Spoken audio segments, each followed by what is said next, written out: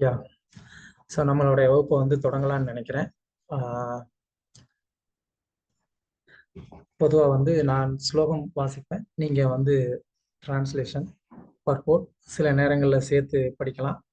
சில இடங்களில் பெரிய பர்போர்ட்டாக இருந்தால் நான் அங்கங்கே அதோடைய முக்கியமான பாயிண்ட்ஸ் மட்டும் நான் எடுத்து காமிக்கிறேன்.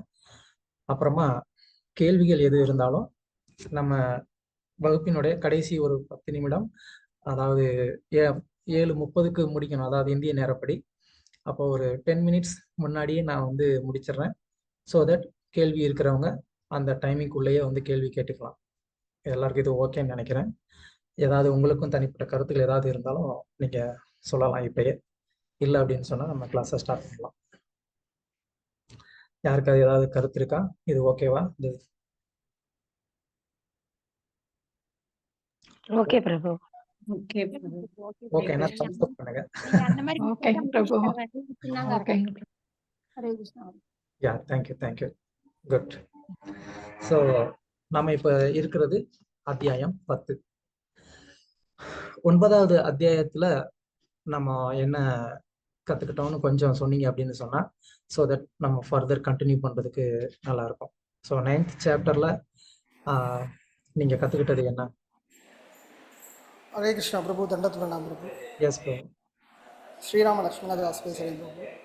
போன சாப்டரில் வந்து பீஷ்ம தேவரினுடைய அந்த மரணம், அவர் அன்பு படுக்கையில் இருக்கும்போது யுதிஷ்டிர மகாராஜருக்கு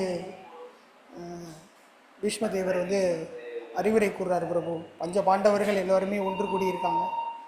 அந்த கிருஷ்ணருடைய லீலையை வந்து போர்க்களத்தில் வந்து அவர் வந்து பார்க்குறாரு. கிருஷ்ணர் வந்து ஆயுதமே ஏந்த மாட்டேன் அப்படின்னு சொன்னார். ஆனாலும் பக்தனோட அந்த விருப்பத்தை நிறைவேற்றணுன்றதுக்காக அவர் வந்து தன்னுடைய வாக்குறுதியெல்லாம் மீறி அவர் வந்து ரதத்திலேருந்து கீழே இறங்கி கோபத்தோடு வராரு.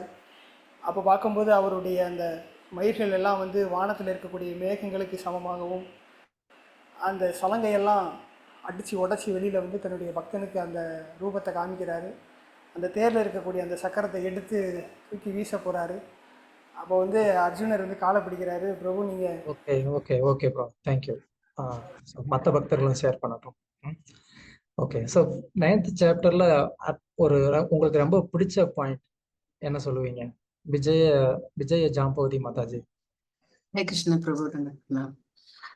பிரபு, பீஷ்மர் பிதாமகா வந்து ஆப்போசிட் சைட்ல இருந்தாலும் அவர் வந்து தூய பக்தர் அப்படின்றதுனால பகவான் எப்படி அவர் மேல மெர்சிஃபுல்லா இருக்கிறாரு, எப்படி பக்தவச்சலனா மாறுறாரு மீன்ஸ் ஒரு பக்தருடைய கோரிக்கை எப்படி எல்லாம் நிறைவேற்றுறாரு.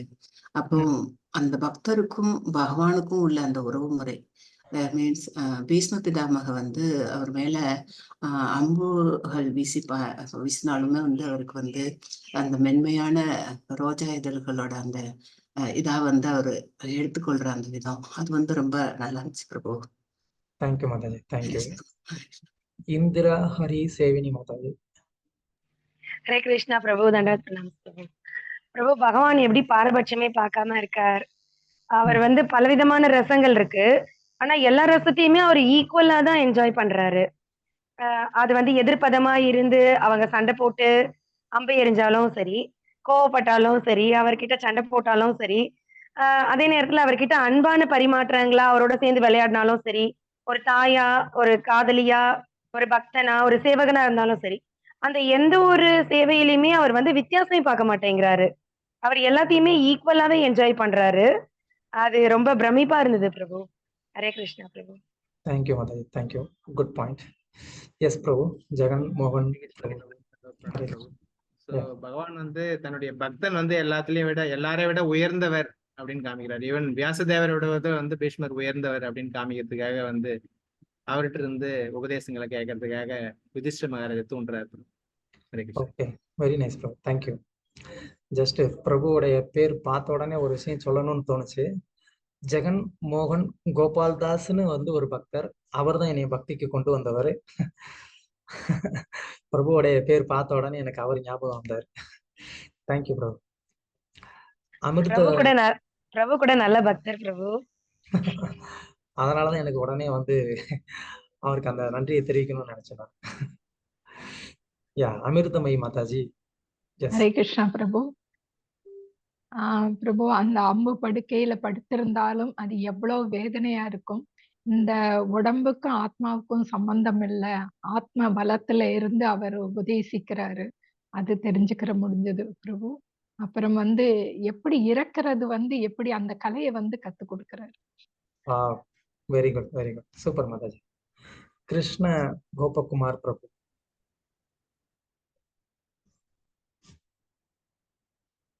என்னாச்சு, லீவ் ஆயிட்டாரு? ஓகே, குண்டல மாதாஜி எப்படி ப்ரொனவுன்ஸ் பண்றது? குண்டலதா ராதா தேவி தாசி பிரபு. ஹரே குண்டலதா. கிருஷ்ணா. ஹரே கிருஷ்ணா. எஸ். சாரி பிரபு. ஹரே கிருஷ்ணா. நிறைய விஷயங்கள் பக்தர்களும் சொல்லியிருக்காங்க. ஸோ நிறைய விஷயம் இருக்கு. என்னன்னா, பீஷ்மதேவர் மாவீரர், எல்லாருக்கும் தெரியும். அவரை யாருக்கும் தோற்கடிக்க முடியாதுன்னு. ஆனா பகவான் இதுல நமக்கு என்ன கருத்து சொல்றாருன்னா, அவர் அதர்மத்துல இருந்தாரு அப்படின்னா, எவன் ஒருவன் அதர்மத்து சைட்ல இருக்கிறாங்களோ அவங்க தோத்து போவாங்க அப்படின்ற கருத்தை பகவான் நம்மளுக்கு சொல்லி கொடுக்குறாரு. அப்ப நம்மள அடக்கமா, நம்மளோட பணிவு, நம்ம செய்ய வேண்டிய சரியான ஒரு விஷயத்த செய்யணும்ன்ற பகவான் இந்த விஷயத்துல நம்மள சொல்லி கொடுக்குறாரு. அப்புறம் இன்னொரு விஷயம் பாத்தீங்கன்னாக்கா, பீஷ்ம தேவரை விட அர்ஜுனனுக்கு பகவான் கொஞ்சம் எக்ஸ்ட்ரா மர்சி கொடுத்திருக்காரு. எப்படின்னாக்கா, பார்த்த சாரதியா வரும் பொழுது பீஷ்மர் பகவானை நேருக்கு நேரா பார்த்துட்டு அதை ரசிச்சுட்டு, அவரு இந்த ரசத்தை அர்ஜுனன் பின்னால நின்று இருக்கான். ஆனா பீஷ்ம தேவர் நேருக்கா நின்று இந்த ரசத்தை அவர் அனுபவிச்சார். இந்த அந்த போர்க்களத்துல அவருக்கு கொஞ்சம் ஸ்பெஷல் மர்சி அப்படின்னு. ஹரே கிருஷ்ணா. தேங்க்யூ மாதாஜி. ஹரே கிருஷ்ணா. நல்ல பாயிண்ட் சொன்னீங்க. பகவானுக்கு வீரிய ரசமும் ரொம்ப பிடிக்கும் அப்படின்னு சொல்லி இன்னொரு மாதாஜி கூட எல்லா ரசத்தையும் சமமா பாக்குறாங்கிறத மாதிரி சொன்னாங்க. அஃப்கோர்ஸ். ஸோ அந்த வீரிய ரசத்தை என்ஜாய் பண்றதுக்காக பகவான் கம்ப்ளீட் 10 days டெடிகேட் பண்ணியிருக்கிறாரு. So wonderful, very nice. Yes. Vaikunteshwar Prabhu. Hare Krishna Prabhu. Hare Krishna Prabhu. Yes Prabhu. சொன்ன நினைச்சது மாதாஜி இப்பதான் சொன்னாங்க. அதாவது என்ன சொல்றது, அவரு அதர்மத்துல பக்கத்துல இருந்தாலும் ஈவன் பீஷ்மரா இருந்தா கூட அது மாதாஜி சொன்னாங்க. அப்புறம் லாஸ்ட் மினிட்ல பீஷ்மருக்கு அந்த சந்தோஷம் கொடுக்கறதுக்காக யுதிஷ்டிர மகாராஜா அனுப்புறாரு. ஆக்சுவலி வியாசதேவனும் அவங்க சொன்னப்போ கூட கிருஷ்ணரும் சொல்லிட்டு கூட யுதிஷ்டிர மகாராஜ் புரிஞ்சிக்க மாட்டாரு.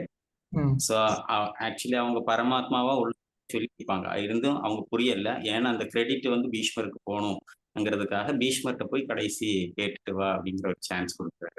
அப்போ கிருஷ்ணர் அந்த கிரெடிட்டும் அவர் எடுக்காம பக்தருக்கு கொடுக்குறாரு. யா, வெரி குட் பிரபு. ஆக்சுவலி யுதிஷ்டருக்கு ஒரு பகவத்கீதை சொல்லியிருக்கலாம், இதுதான் நல்ல சான்ஸ், நான் இன்னொரு ஒரு பகவத்கீதை சொல்றேன் அப்படின்னு சொல்லிட்டு யுதிஷ்டருக்கு ஒரு பகவத்கீதை சொல்லி கொடுத்துருக்கலாம்.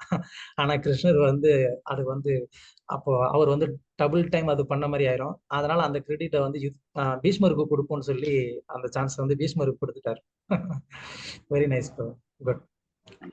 அடுத்ததா கிருஷ்ண கோபகுமார் பிரபு. சாரி பிரபு, டிஸ்கனெக்ட் ஆயிட்டீங்க. இல்ல பிரபு, அந்த லேப்டாப்ல சரியா கேட்கலன்னு அதனால மொபைல்ல கனெக்ட் பண்ணியிருந்தேன். லேப்டாப்ல. ஹரே கிருஷ்ணா பிரபு. தண்டத்துனா இதுல முக்கியமான அம்சம் பீஷ்மரோட பிரார்த்தனைகள்ல இவர் ஏற்கனவே மாதாஜி சொன்ன மாதிரி இறக்கும் கலையை இதுல கத்து கொடுக்கிறார். எப்படி குந்தி மகாராணி வாழும் கலையை நமக்கு கத்து கொடுக்குறாங்களோ, இதுல ஸ்ட்ராங்கா நமக்கு நம்மளுடைய உடலை விட்டு பிரியும் பொழுது எந்த ஒரு பிரார்த்தனைகளோடு பகவானோட ஸ்மரணத்தோடு எப்படியெல்லாம் நம்ம பகவானை ஸ்மரணம் செய்து நம்மளுடைய உடலை விட்டு பிரிய வேண்டும். அதாவது இறக்குற கலை கூட ஒரு நல்ல ஒரு நிலையில நம்ம ஆனந்தமாக நம்முடைய உயிரை பிரியக்கூடிய அந்த கலையை இறக்கிறதையும் ரசிக்கக்கூடிய ஒரு கலையை இதுல பீஷ்மர் நமக்கு ரொம்பவும் முன்னுதாரணமா எடுத்து காட்டுறார். இதுதான் நான் இது எடுத்துக்கொண்ட மிக சிறப்பம்சமா நான் கருதுறேன். தேங்க்யூ. அடுத்து ஒருத்தர் முக்கியமானவர் பேச போறாரு. அவர் ஏன் அதுக்கு சொல்றேன் அப்படின்னு சொன்னா, கிருஷ்ண பக்தியினுடைய ஆரம்பத்துல இருந்து நாங்க 2 பேரும் ஒன்னா ஜேர்னி பண்ணிட்டு இருக்கிறோம். நாங்க 2 பேரும் ஒன்னா இனிஷியேஷன் வாங்கினோம். அப்புறமா என்னுடைய கிருஷ்ண பக்தியில எனக்கு இருக்கக்கூடிய ஒரு சிறந்த நண்பர், அவர் இந்த வகுப்புல வந்து இருக்கிறாருங்கிறது என்கிட்ட எவ்வளவு நாள் அவர் சொல்லாம ஏமாத்தி இருக்கிறாரு. அதுக்கு தனியா ஒரு எக்ஸாம்பிள் அவரை நான் பாத்துக்கிறேன். பட் இப்போ வந்து பிரேமராஜுக்கு அவருங்க பிரபு, அவர் பேரு. சொல்லுங்க பிரபு. ஹரேஷ் பிரபு. பிரபு, பக்தருடைய பகவான் வந்து தன்னுடைய வாக்குறுதியை காட்டும் பக்தருடைய வாக்குறுதியை காப்பாற்றுனதுல மும்மரமா இருக்காரு. ஆயுதமே எடுக்க மாட்டேன்னு சொன்னாரு. ஆனா பீஷ்மருக்கு சொன்னது அவசரம் ஆயுதம் எடுத்தாரு. அடுத்து கடைசி நேரத்துல அவரு வந்து பகவானுடைய வர்ணனை இறக்கும் தருவாயில நம்ம எப்படி பகவானை நினைச்சுக்கிட்டே மறிக்கணும், இறக்க போறோம் அப்படிங்கிறத வந்து நினைவு கூறுறதுக்கோசரம் ஒவ்வொரு ஸ்டெப்பா பகவான் எவ்வளவு அழகா இருக்காங்க, அவரு போர்க்களத்துல எப்படி எல்லாம் இதாச்சு அதெல்லாம் சொல்லும்போது நம்மளுக்கு ஒரு பிரபுபாதை ரொம்ப அருமையா வர்ணனையே எழுதியிருக்காங்க. அதனால நம்ம இறக்கும் தருவாயிலே நம்ம எப்படி பகவானை நிலைநிறுத்தணும் மனசுல அப்படிங்கிறத வந்து இதுல நல்ல இதா சொல்லியிருக்கேன். Yes bro, thank you. பொதுவா வந்து நம்மளை பத்தி இன்னொருத்தவங்க வந்து தப்பா நினைக்க கூடாது, நம்ம சொன்ன வார்த்தையை வந்துட்டு மாத்தி நம்ம வந்து பண்ணிட்டோம் அப்படின்னு மத்தவங்க நம்மளை நினைக்க கூடாதுன்னு நம்ம எப்பவுமே வந்து கொஞ்சம் கவனமா இருப்போம். ஆனா கிருஷ்ணர் வந்து என்னன்னா, அவருக்கு அதை பத்தி கவலையே கிடையாது. செல்ஃப் ரெஸ்பெக்ட் அதை பத்தி அவருக்கு வந்து கொஞ்சம் கூட கவலையே கிடையாது. என்னைய பத்தி 4 பேர் இல்ல, 40 பேர் இல்ல, 40,000 பேர் கூட தப்பா பேசுங்க, ஆனா என் பக்தனுடைய வாக்கு பொய்யாக கூடாது அப்படிங்கிறதுல மட்டும் அவர் வந்து ரொம்ப ரொம்ப ஸ்ட்ராங்கா இருந்தார். அதனால நம்ம வந்து பக்தர்களுக்கு இடையில ஏதாவது ஒரு சின்ன ஒரு, அதாவது பக்தருக்கும் வெளியில இருக்கிறவங்களுக்கும் இடையில எப்பயாவது நமக்கு வந்து ஒரு சின்ன ஒரு மனக்கசப்பு இல்ல ஏதாவது ப்ராப்ளம் வந்தா, அந்த மாதிரி நம்ம வந்து பக்தருக்காக வந்து ஃபுல் சப்போர்ட்ல நம்ம வந்து நிக்கணும். அந்நேரம் நம்ம பேரு வந்து கொஞ்சம் கெடுமோ அப்படின்லாம் நம்ம வந்து யோசிக்காம, எப்படி கிருஷ்ணர் வந்து இங்க தன்னுடைய பேர் கெடுன்றத பத்தி யோசிக்காம, பக்தன் காப்பாற்றப்படுறானா, அவனுடைய வாக்கு காப்பாற்றப்படுதான்னு தான் அவர் யோசிக்கிறார். ஸோ அந்த மாதிரி ஒரு மனநிலையில நம்மளும் இருக்கணும்னு கிருஷ்ணர் விரும்புறார். தேங்க்யூ ப்ரோ, நல்ல பாயிண்ட் எடுத்து கொடுத்தீங்க. ஏகாம்ச மாதாஜி பேரு. ஹரே கிருஷ்ணா பிரபு. ஸ்கூல்ல பாகவத சப்தாபம் 1 வீக் நடத்துறீங்களேங்க பிரபு, அந்த கிளாஸ் அட்டன் பண்ணேன் பிரபு. சிக்ஷாஷ்டகம் வந்து இந்த பக்தி வைப்பு பண்றதுனால அட்டன் பண்ண முடியலைங்க பிரபு. HBR. ஹரே கிருஷ்ணா பிரபு. இதுல எல்லாரும் மேக்சிமம் பாயிண்ட் சொல்லிட்டாங்க. நான் ஒப்புமை சொல்றேன் பிரபு. ஒப்புமையில ஒரு பழமொழி சொல்லியிருக்கிறாங்க. ஒரு பெண் வந்து மகளுக்கு போதிக்கிறது போல மருமகளுக்கு அட்வைஸ் பண்றா. அந்த மாதிரி பகவான் பக்தனுக்கு சொல்றது மூலமா உலகத்துக்கு சொல்றாங்க. அதே மாதிரி அந்த பக்தனோட உத்தரவை எப்படி அவரு வந்து நிறைவேற்றான்னா, ஒரு தந்தை தன்னோட சிறு குழந்தையின் உத்தரவை அதை நிறைவேற்றி மகிழ்வதை போலவே பக்தருடைய உத்தரவையும் அவரு நிறைவேற்றி மகிழ்ச்சி அடைகிறாரு. இந்த 2 ஒப்புமையும் பிடிச்சிருக்கும் பிரபு. ஹரே கிருஷ்ணா பிரபு. Very nice Mataji. எல்லா பாயிண்ட்டும் சொன்னா என்ன, எக்ஸாம்பிள்ஸ் நிறைய இருக்கு, உதாரணம் நிறைய இருக்கு, அதை சொல்லலாம்ல. Very good. ராஜலட்சுமி மாதாஜி. ஹரே கிருஷ்ணா பிரபு. பிரணாம்ஸ் பிரபு. பிரபு, திரௌபதி அன்னையோட கருணை வந்து ரொம்ப பிடிச்சிருந்தது பிரபு. அவங்களோட பசங்க 5 பேரும் தூங்கிட்டு இருக்கும்போது அஸ்வத்தாமனால கொல்லப்பட்டாங்க. இருந்தாலும் அவங்க வந்து அஸ்வத்தாமன் மேல கருணை கொடுத்தாங்க. எதுக்காக அப்படின்னா, ஒரு குருவோட மகன் அப்படின்றதுக்காகவும் அவங்களோட அப்பாவோட இது கருணையினாலதான் இவங்க 5 பேரும் திறமையான வில் வித்தைகள், ரகசிய கலைகள் எல்லாமே கத்துக்கிட்டாங்க அப்படின்றதுக்காகவும், இந்த மாதிரியான காரணங்களுக்காக வந்து அவரை கொல்லாம விட்டுறணும் அப்படின்ற மாதிரி திரௌபதி அன்னை பேசினாங்க. அப்புறம் அவர் வந்து பிரம்ம பந்து அப்படின்ற காரணத்துக்காக அவரை வந்து கொல்லலாம் அந்த மாதிரியும் சொன்னாங்க Prabhu. Hare Krishna Prabhu. Yes Mataji, very nice, thank you. Sriranga Devi Mataji. முன்னாடி யூனிட்ஸ்ல நம்ம குந்தி தேவியோட பிரார்த்தனைகளை பார்த்தோம். குந்தி மகாராணி எப்படி துன்பத்தை மேலும் மேலும் கொடுக்கணும்னு சொல்லி பகவான்கிட்ட பிரார்த்தனை பண்றான்னு சொல்லிட்டு, அதே மாதிரி பீஷ்ம தேவரும் மிக சிறந்த மகாஜனங்கள்ல 12 மகாஜனங்கள்ல ஒருத்தர். ஸோ பகவான் கிருஷ்ணர் அவரை எடுத்துக்காட்டா காமிக்கிறதுக்காக தூய பக்தர்கள் வந்து அவர் மரணப்படுக்கையில படுத்திருந்தாலும் அவருடைய உடல் பலத்திலையும் மனபலத்திலையும் எப்படி இருந்தாங்க, ஸோ அதை உலகுக்கு நிரூபிக்கிறதுக்காக பகவான் வந்து பீஷ்ம தேவர் ஒரு இதுவா எடுத்துக்கிட்டாரு. தன்னை விட, அதாவது மகன் தன்னை விட மிக புகழ் பெற்றனா ஆகணும் என்பதுக்காக அது வந்து தந்தை விரும்புறாரு. அதுதான் பகவான் அப்படி செஞ்சாரு. அதே மாதிரி இகலோக மக்களுக்கெல்லாம் இது ஒரு எடுத்துக்காட்டா பகவான் பீஷ்ம தேவர் வாழ்ந்தார் பிரபு. வியாசதேவரை விட மிக உயர்ந்தவரா பீஷ்மதேவர். Yes Mataji, thank you very much.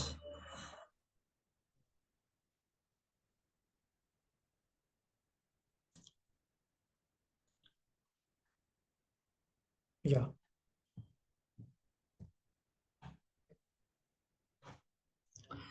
S.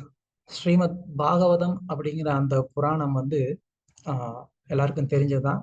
கண்டிப்பா வந்து பகவானுக்கும் அந்த பாகவத புராணத்துக்கும் எந்த ஒரு வேறுபாடும் வந்து கிடையாது. ஸ்ரீல சனாதன கோஸ்வாமி அப்படிங்கிறவங்க வந்துட்டு கிருஷ்ணஸ்தவா அப்படின்னு சொல்லி ஒரு பாடல்கள் எழுதியிருக்காங்க. அந்த பாடல்ல வந்து ஸ்ரீமத் பாகவதத்தை வந்து புகழக்கூடிய சில ஸ்லோகங்களை அதுல வந்து மேற்கோள் காட்டியிருக்கிறாங்க. அந்த அந்த ஒரு ஸ்லோகத்துல வந்து என்ன சொல்றாரு அப்படின்னு சொன்னா, இந்த பாகவதம் அப்படிங்கிறது வந்து இந்த மிகப்பெரிய ஒரு சம்சார சாகரத்தை வந்து கடக்கிறதுக்கு நமக்கு வந்து அது ஒரு ரொம்ப எளிமையான ஒரு மார்க்கத்தை காட்டக்கூடிய ஒரு கிரந்தம். அததான் வந்து நாரதர் கூட வந்து வியாசதேவருக்கு வந்து ஏன் இந்த பாகவதத்தை வந்து எடுத்து எழுத சொல்றாரு. இந்துலேகா மாதாஜி ஏதாவது சொல்லணுமா? ஹரே கிருஷ்ணா பிரபு, பிரணாம்ஸ். பிரபு 21வது பதத்திலையும் வந்து பாத்தீங்கன்னா பக்தி தொண்டின் பலம் பத்தி பேசப்பட்டிருந்த பிரபு. கிருஷ்ணர் வந்து தேரோட்டியா தூதுவரா அது போல செயல்பட்டார் இல்லைங்களா? அது வந்து ஒரு தூய பக்தர்களால் மட்டுமே பாசமுள்ள பகவானிடமிருந்து சேவையை பெற முடியும் அப்படின்ற பாயிண்ட் வந்து பிடிச்சிருந்தது Prabhu. Hare Krishna. Okay, thank you Mataji. So அதுல வந்து நாரதர் வந்து என்ன சொல்றாருன்னா, ஏதத்தே ஆதூர சித்தானாம், அதாவது வந்து இந்த பௌதீக உலகத்துல வந்து ரொம்ப ரொம்ப கஷ்டப்பட்டுக்கிட்டு இருக்கிறவங்க இருக்கிறாங்க. அந்த கஷ்டப்பட்டு இருக்கக்கூடிய அந்த மக்கள் அதுல இருந்து வெளியில வரணும். ஸோ அதுல இருந்து வெளியில வர்றதுக்கு ஒரு மார்க்கம் தேவை. அந்த மார்க்கம் என்னவா இருக்க முடியும் அப்படின்னு சொல்லி அவர் வந்து யோசித்து பார்க்கும்போது அவரே வந்து பிராக்டிக்கலா பாக்குறாரு. அவங்க வந்து என்ன பண்றாங்க, இந்த ஹரிச்சரியானு வர்ணனம், அதாவது பகவான் ஹரியினுடைய புகழை சொல்லக்கூடிய இந்த பாகவதத்தை படித்து அவங்க வந்து என்ன பண்றாங்களாம், அவங்க வந்து ரொம்ப எளிமையா இந்த சம்சார சாகரத்தை வந்து கடந்துடுறாங்களாம். ஸோ அதனால இந்த சம்சார சாகரத்துல இருந்து நம்ம வந்து வெளியில வர்றதுக்கு ரொம்ப எளிமையான ஒரு மார்க்கம். ஜஸ்ட் வந்து பாகவதம் கேளுங்க கேளுங்க கேட்டுக்கிட்டே இருங்க, அவ்வளவுதான். ஸோ அந்த மாதிரி வந்து பாகவதத்தை கேட்டுக்கிட்டே இருக்கிறதுனால நம்ம என்ன ஆயிடலாம், நம்ம ரொம்ப எளிமையா வந்துட்டு இந்த பிறப்பு இறப்புங்கிற இந்த சம்சாரத்தை வந்து நம்ம கடந்து ரொம்ப எளிமையா நம்ம பகவானை வந்து அடைய முடியும். Okay, thank you. நீங்க எல்லாரும் ரொம்ப கிளாஸை இந்த அளவுக்கு கவனமா கவனிச்சு பாயிண்ட்ஸ் எல்லாம் நீங்க நோட்ஸ் எடுக்கிறத பார்த்தா எனக்கு தான் கொஞ்சம் பயமா இருக்கு. நான் வந்து எப்படி வந்து உங்களுக்கு வந்து இந்த மாதிரி கிளாஸ் எடுக்கிறது அப்படின்னு சொல்லி. பகவான் வந்து அனுகிரகம் பண்ணட்டும், பாகவதம் அனுகிரகம் பண்ணட்டும். ஓகே, ஸோ போன அத்தியாயத்தினுடைய கடைசியில நம்ம பார்க்குறோம் அப்படின்னு சொன்னா, பீஷ்மருடைய மரணத்துக்கு அப்புறமா, அதாவது யுத்தம் முடிஞ்சதுக்கு அப்புறமா யுதிஷ்டிரர் ஆட்சி பொறுப்பை ஏற்கணும். ஆனா யுதிஷ்டிரர் வந்து ஆட்சி பொறுப்பை ஏற்கிறதுக்கு தயங்குறாரு. ஏன்னா இவ்வளவு பெரிய ஒரு மிகப்பெரிய அளவுல வந்து ஒரு கொலை நடந்திருக்கு. அப்படிங்கும்போது அது எனக்காக நடந்திருக்கு அப்படின்னு சொல்லி யுதிஷ்டிரர் வந்து வருத்தப்படுறாரு. அதனால அவர் ஆட்சியை ஏத்துக்க விரும்பாம இருக்கிறாரு, தயங்குறாரு. அதனால கிருஷ்ணர் பீஷ்மர் கிட்ட கொண்டு வர்றாரு. பீஷ்மர் வந்து போதனை கொடுக்குறாரு. அதுக்கப்புறமா அவர் பகவானோட லோகத்துக்கு போயிடுறாரு. ஸோ தென் எல்லாரும் பீஷ்மருக்கு செய்ய வேண்டிய கடன், அந்த ஈம கடன்கள்லாம் செஞ்சுட்டு அதுக்கப்புறமா அவங்க ரிட்டர்ன் ஹஸ்தினாபுரம் வந்துடுறாங்க. அப்போ அதுக்கப்புறமா யுதிஷ்டிரர் ஆட்சி பொறுப்பை ஏற்றுக்கொண்டார் அப்படிங்கிற வரைக்கும் போன அத்தியாயத்துல நம்ம வந்து பார்க்கிறோம். இப்போ கடைசியில இந்த அத்தியாயத்துல என்ன நடந்தது, அதாவது யுதிஷ்டிரர் ஆட்சி பொறுப்பை ஏற்றுக்கொண்டதுக்கு அப்புறமா என்ன நடந்தது, அதுதான் வந்து இனிமே வரக்கூடிய அத்தியாயங்கள். என்ன நடந்ததுன்னு நம்ம வந்து பார்ப்போம். அத்தியாயம் 10, ஸ்ரீ கிருஷ்ணரின் துவாரகை பயணம் அப்படிங்கிறது தலைப்பு. பதம் 1. சௌனக உவாச்ச கத்வா ஸ்வரிக்த ஸ்புருதா ஆததாயினோ யுதிஷ்டிரோ தர்ம பிரதாம் வரிஷ்ட சகானுஜை பிரத்யபருத்த போஜன கதம் பிரவருத்த கிம் அகாரசித்தத. மொழிபெயர்ப்பு பொருள் யாராவது படிங்க. எஸ், ஸ்ரீரங்க தேவி மாதாஜி. பிரபு மொழிபெயர்ப்பு பொருளுரை பயிற்சியில கொடுப்பார். சௌனக முனி வினவினார். அவரது உண்மையுள்ள பரம்பரை சொத்தை அபகரிக்க விரும்பிய எதிரிகளை கொன்ற பின் சமயவாதிகளையே மிக சிறந்தவரான துஷ்ட மகாராஜன் அவரது சகோதரர்களின் உதவியுடன் பிரஜைகளை எப்படி ஆண்டார்? நிச்சயமாக கட்டுப்பாடற்ற உணர்வுடன் ராஜ்யத்தை அவரால் சுதந்திரமாக அனுபவிக்க முடியாது. பொருளுரையும் படிச்சுக்கோங்க. படிங்க. யுதிஷ்ட மகாராஜன் சமயவாதிகளிலே மிக சிறந்தவர் ஆவார். இதனால் ராஜ்யத்தை அனுபவிக்காக பெரியப்பன் மக்களுடன் போரிட அவருக்கே சிறிதும் விருப்பமில்லை. அசினபுர ராஜ்யம் அவருக்கு உரிமை உள்ள பரம்பரை சொத்து என்பதாலும் திருதராஷ்டிரர் மக்கள் அதை ஆக்கிரமிக்க விரும்பியதாலும் இந்நிலையை சரிப்படுத்துவதற்காகவே அவர் போரிட்டார். எனவே பகவான் ஸ்ரீ கிருஷ்ணருடைய வழிகாட்டலின் கீழ் உயர்ந்த நோக்கத்திற்காக அவர் போரிட்டார். ஆனால் அவரது பெரியப்பன் மக்கள் அனைவரும் போரில் கொல்லப்பட்டனர் என்பதால் அவரது வெற்றியின் பலன்களை அவரால் அனுபவிக்க இயலவில்லை. எனவே இளைய சகோதரர்களின் உதவியுடன் ராஜ்யத்தை அவர் கடமை உணர்வுடன் ஆண்டு வந்தார். ராஜ்யத்தை அனுபவிக்கும் வசதிகள் இருந்தும் அதை செய்யாத யுதிஷ்ட மகாராஜனின் நடத்தையை பற்றி அவர் விரும்பிய சௌனக ரிஷியின் கேள்வி முக்கியமானதாகும்.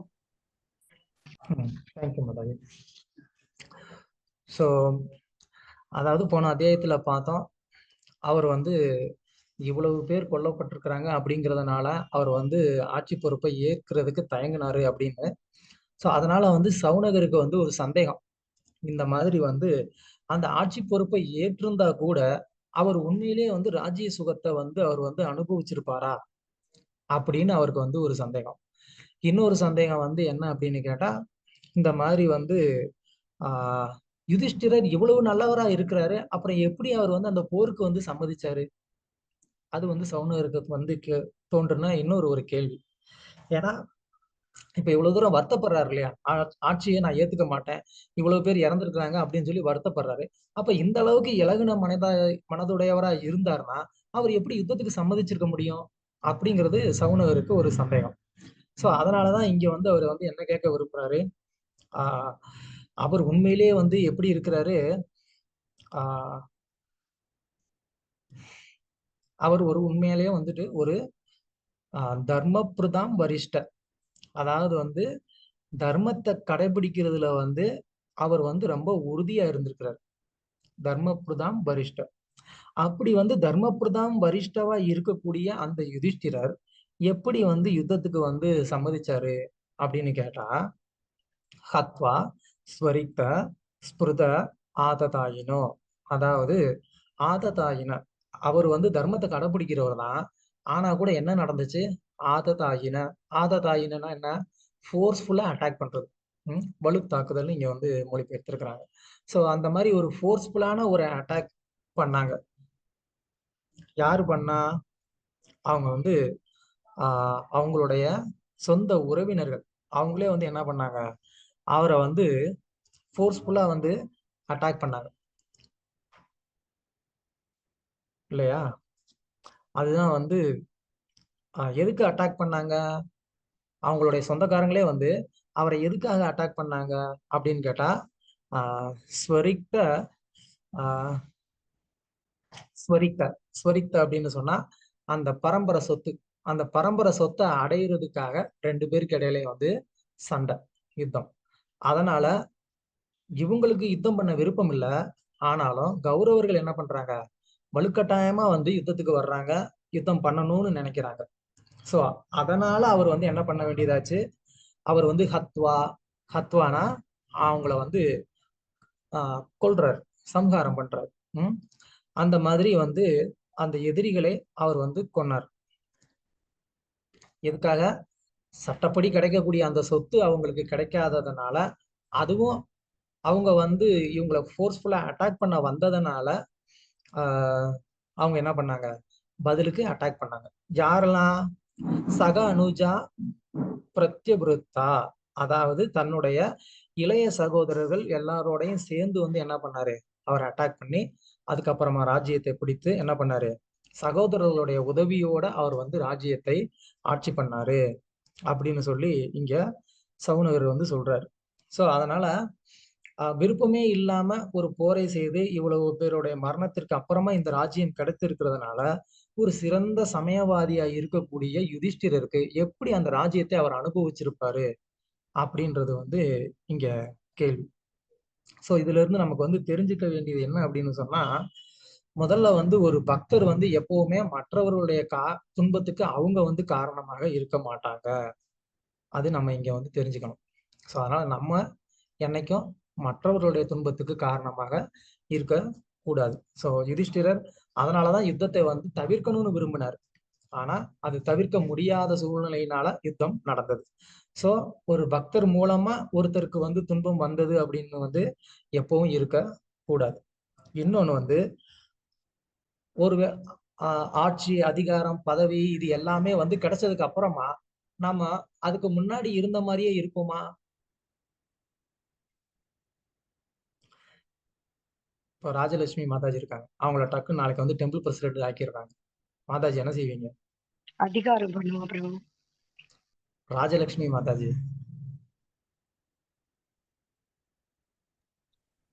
ஹரே கிருஷ்ணா. நாளையில இருந்து நீங்க எந்த கோயில் இருக்கிறீங்களோ அந்த கோயில் டெம்பிள் பிரசிடென்ட் என்ன பண்ணுவீங்க? ஏற்கனவே இருக்கிறவர் அனுப்பிச்சு விட்டுருவோங்கிறீங்களா? இல்ல பிரபு, அப்படிலாம் இல்ல பிரபு. பயப்படாதீங்க.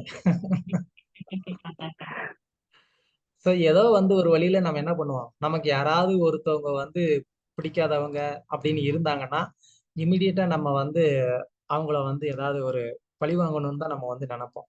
ஸோ அப்படி இல்லைன்னா அட்லீஸ்ட் நல்ல வந்து நமக்கு இப்போ வந்து ஒரு செல்வம் இருக்கு, அதனால என்ன பண்ணலாம், அந்த செல்வத்தை நம்ம நல்லா வந்து என்ஜாய் பண்ணலாம் அப்படின்னு நம்ம நினைப்போம். ஸோ பக்தர்கள் வந்து என்ன பண்றது கிடையாது. பக்தர்களை பொறுத்த வரைக்கும் அவர்கள்கிட்ட செல்வம் வந்தா அந்த செல்வத்தை அவங்க வந்து என்னன்னு நினைப்பாங்க, இந்த செல்வத்தை வந்து நானு வைஷ்ணவருடைய சேவையிலையும் பகவானுடைய சேவையிலையும் ஈடுபடுத்துறதுக்காக அந்த பொறுப்பை பகவான் என்கிட்ட கொடுத்துருக்கிறாருன்னு நினைப்பாங்க. வைஷ்ணவர்கள் எப்படி நினைப்பாங்க, அவர்கள்கிட்ட செல்வம் வந்தா அந்த செல்வத்தை வந்து பாதுகாத்து அதை வைஷ்ணவருடைய சேவையிலையும் பகவானுடைய சேவையிலையும் ஈடுபடுத்துறதுக்காக எனக்கு வந்து கொடுத்துருக்குறாங்க. அதை வந்து ஒரு ரெஸ்பான்சிபிலிட்டியா நினைப்பாங்க. அவங்க கிட்ட வந்து செல்வம் இருக்கிறத பக்தர்கள் எப்படி நினைப்பாங்க, அதை வந்து ரெஸ்பான்சிபிலிட்டியா நினைப்பாங்க. அதை வந்து என்ஜாய் பண்ற ஒரு விஷயமா நினைக்க மாட்டாங்க. அவங்க என்ன பண்ணுவாங்க, அவங்க ரொம்ப எளிமையான ஒரு வாழ்க்கையை வாழ்ந்துட்டு அந்த செல்வத்தை வந்து என்ன பண்ணுவாங்க, அதிகமா பகவானுடைய சேவையிலையும் பக்தர்களுடைய சேவையிலையும் ஈடுபடுத்துவாங்க. அதுதான் வந்து பக்தர்களுக்கான ஒரு அடையாளம். சோ அது மாறி யார் ஒருத்தவங்க அந்த செல்வத்தை தங்களுடைய ஒரு இன்பத்துக்காக வந்து அனுபவிக்கணும்னு நினைக்கிறாங்களோ அப்போ அவங்க வந்து என்ன ஆயிடுறாங்க, அவங்க வந்து கருமியா மாறிடுறாங்க. ஏன்னா அனுபவிக்கணும்னு எண்ணம் இருக்கக்கூடியவங்க யாரு, கருமி அப்படின்னு பகவத்கீதையில கிருஷ்ணர் வந்து சொல்றாரு. அனுபவிக்கணும்னு நினைக்கிறவன் கஞ்சன் தான் அப்படின்னு வந்து பகவத்கீதையில டைரக்டா கிருஷ்ணர் சொல்றாரு. சோ அதனால நம்ம அனுபவிக்கணும் அப்படிங்கிறது இல்லாம அது வந்து எனக்கு ஒரு ரெஸ்பான்சிபிலிட்டின்னு நம்ம நினைக்கணும். நம்ம என்ன பண்ணுவோம், வீட்டுல வந்து பார்த்தா நம்ம உட்கார்றதுக்கு நல்ல ₹1,00,000 சேர் வாங்கி அந்த இது என்னது சோபா செட் வாங்கி போட்டுப்போம். அதே இது வந்து கோவில்ல வந்து பக்தர்கள் வந்தா உட்கார்றதுக்கு சேர் இல்லை அப்படின்னு கேட்டா நம்ம என்ன செய்வோம், சரின்னு சொல்லி ஒரு ₹100 ஒரு பிளாஸ்டிக் சேர் வாங்கி கொடுப்போம். அதுதான் நம்ம பண்ணக்கூடிய மிகப்பெரிய தானம்.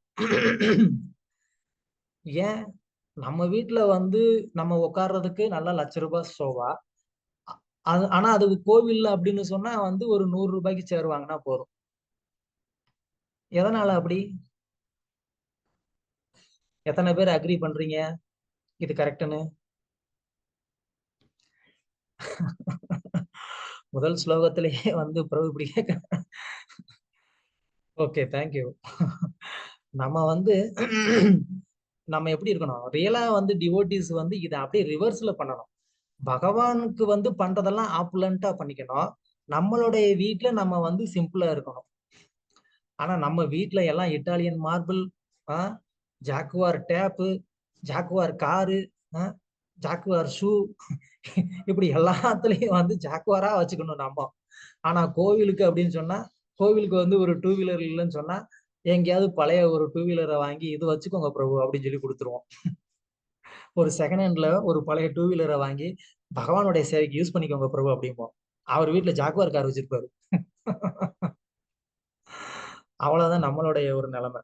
சோ அந்த மாதிரி வந்து இல்லாம நம்ம என்ன பண்ணணும், நம்ம கிட்ட செல்வம் இருந்தா அது வந்து பகவானுக்கு ஆப்புலண்டா வந்து எல்லாம் பண்ணி கொடுக்கணும், பக்தர்களுக்கு எல்லாமே வந்து ஆப்புலண்டா வந்து கொடுக்கணும். அஃப்கோர்ஸ் அதுக்காக பக்தர்களும் வந்து அதை வந்து மிஸ்யூஸ் பண்ணக்கூடாது, சரியான விதத்துல அதை வந்து பயன்படுத்திக்கணும். ஓகே, ஸோ அதுதான் வந்து இங்க நம்ம தெரிஞ்சுக்கிட வேண்டிய ஒரு விஷயம். யுதிஷ்டிரருடைய ஒரு குணநலன்கள்ல இருந்து நம்ம தெரிஞ்சுக்க வேண்டியது. ஸோ அதான் இங்க பிரபுபாத கடைசியில வந்து அவர் என்ன சொல்றாரு, எனவே இளைய சகோதரர்களின் உதவியுடன் ராஜ்யத்தை அவர் கடமை உணர்வுடன் ஆண்டு வந்தார். யுதிஷ்டிரர் வந்து தன்னுடைய பதவியை அவர் என்ன நினைக்கல, தான் அனுபவிக்கிறதுக்கு கிடைத்த ஒரு சந்தர்ப்பமா நினைக்கல. அவர் என்ன நினைக்கிறாரு, அதை கடமை உணர்வோடு அதை வந்து செய்யறாரு. அப்படின்னு சொன்னா என்ன அர்த்தம், இந்த ராஜ்யத்துல இருக்கக்கூடிய செல்வங்களை எல்லாருமே வந்துட்டு எல்லாருக்கும் எல்லாமே கிடைக்கிற மாதிரி பண்ண வேண்டியது என்னுடைய கடமை அப்படின்ற அந்த ஒரு கடமை உணர்வோட ஆட்சி பண்றது. ஸோ அதுக்கு அவருடைய சகோதரர்களும் உதவி இருக்காங்க.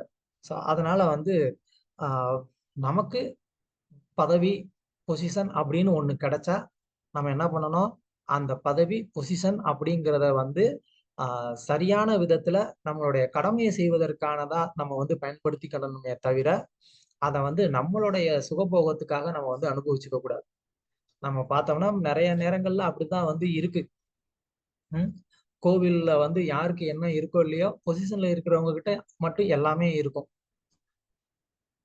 காரு, நல்ல வீடு எல்லாமே அவங்களுக்கு இருக்கும். அப்போ கோவிலுக்கு வரக்கூடிய அந்த பக்தர்கள் கொடுக்கக்கூடிய நன்கொடை வந்து பகவானுடைய சேவையில அதிகமா பயன்படுதா, இல்லைன்னா அந்த கோவில்ல வந்து அதிகமா அந்த பொசிஷன்ல இருக்கிறவங்களுக்கு பயன்படுதானே தெரியாம போயிடும். ஸோ அந்த அளவுக்கு வந்து ஒரு சுச்சுவேஷன் போகாம நம்ம வந்து எப்படி இருக்கணும், ஒரு கடமை உணர்வோட வந்து நம்ம வந்து செயல்படணும். கடமை உணர்வுனா இங்க நான் இருக்கிறது எதுக்காகனா, வரக்கூடிய லக்ஷ்மியோ எதையுமே நான் வந்து சரியா பகவானுடைய சேவையில வந்து கொண்டு வர்றதுக்கு தான் நான் இருக்கிறேனே தவிர, பக்தருடைய சேவையில கொண்டு வர்றதுக்கு தான் நான் இருக்கிறேனே தவிர, என்னுடைய பர்சனலுக்கு எல்லாமே நான் வந்து ஸ்பெஷலா அப்படியே வந்து ஹை குவாலிட்டியா நான் வந்து எல்லாத்தையும் என்ஜாய் பண்றதுக்காக கிடையாது அப்படின்னு ஒருத்தர் வந்து ரியலைஸ் பண்ணிக்கணும். சோ அதுதான் அடுத்த லைன்ல சொல்றாங்க பாருங்க. ராஜ்யத்தை அனுபவிக்கும் வசதிகள் இருந்தும் அதை செய்யாத யுதிஷ்டிர மகாராஜனின் நடத்தையை பற்றி அறிய விரும்பிய சௌனகரிசியின் கேள்வி முக்கியமானதாகும். எப்படின்னா, இந்த மாதிரி எல்லா விதமான ஒரு வாய்ப்பும் அவருக்கு வந்து கையில இருந்தும் அவர் என்ஜாய் பண்ணல. அதுதான் வந்து ரிஷிக்கே வந்து இங்க ஒரு ஆச்சரியம்.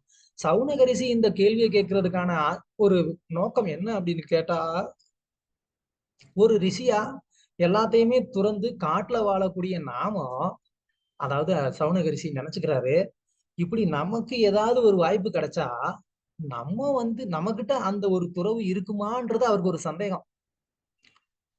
ஒரு துறவு வாழ்க்கையை ஏற்றுக்கொண்டு இருக்கக்கூடிய நமக்கு கூட இது சடனா இப்படி வந்து ஒரு ஆப்பர்ச்சுனிட்டி கிடைச்சிட்டா நம்ம அதே துறவு நிலையில இருப்போமா அப்படின்னு அவருக்கு ஒரு சந்தேகம். ஆனா சத்திரியர்கள் அப்படின்னு சொன்னாலே இயல்பாவே ராஜ்ய சுகபோகத்துல வந்து இருக்கக்கூடியவங்க.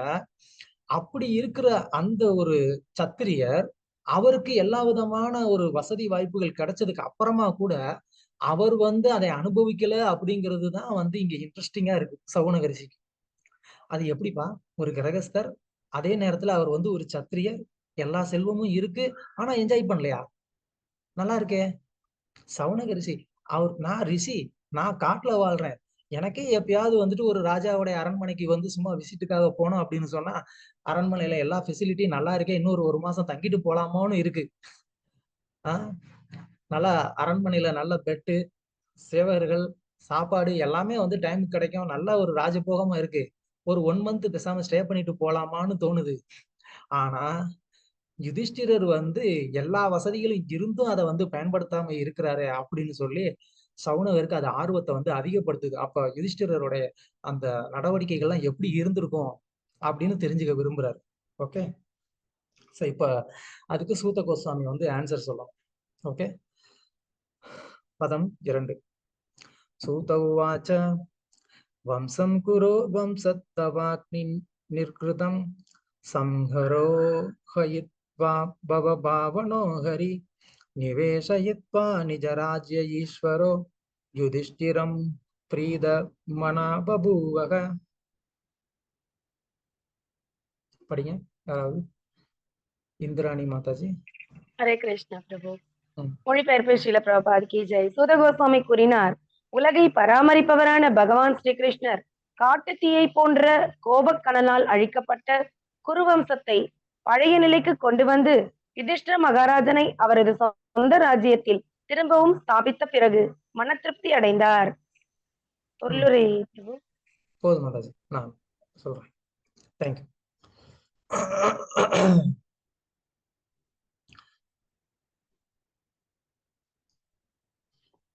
ஸோ இங்க வந்து சூத கோஸ்வாமி வந்து என்ன சொல்றாருன்னா, பகவான் வந்து என்னன்னாரு, திருப்தி ஆனார். ஓகே, எதனால பகவான் வந்து திருப்தி ஆனாரு, என்ன காரணம் அதுக்கு? ஸோ பகவான் திருப்தி அடைஞ்சிருக்கிறாரு அப்படின்னு சொன்னா என்ன அர்த்தம்னா, இதுக்கு முன்னாடி வந்து யார் வந்து ராஜ்யத்தை ஆண்டாங்களோ அவங்க வந்து ஆண்டது பகவானுக்கு வந்து பிடிக்கல. ஸோ அதனால பகவான் வந்து என்ன நினைச்சாரு, இந்த அரசரை மாற்றி இன்னொரு அரசர், அதாவது தர்மப்படி இருக்கக்கூடிய ஒரு நபர் ஆண்டா நல்லா இருக்கும்னு பகவான் வந்து நினைச்சாரு. அதை யோசிச்சுதான் பகவான் வந்து என்ன பண்ணாரு, பாண்டவர்களுக்கு இந்த யுத்தத்துல வந்து விருப்பம் இல்லாட்டினா கூட பகவான் எதுக்காக அதை வந்து பண்ண வச்சாரு? உங்கள்கிட்டாலையும் ஒரு கேள்வி இது சொல்லுங்க பார்க்கலாம். அதாவது ஆக்சுவலா நீங்க மகாபாரதம் படிச்சீங்க அப்படின்னு சொன்னா, பாண்டவர்கள் வந்து ராஜ்யத்துல இல்லாத 12 வருடங்கள் யுதிஷ்டிரன் துரியோதனனுடைய ஆட்சிய குறை சொல்லி எங்கேயுமே மகாபாரதத்துல ஒண்ணுமே கிடையாது.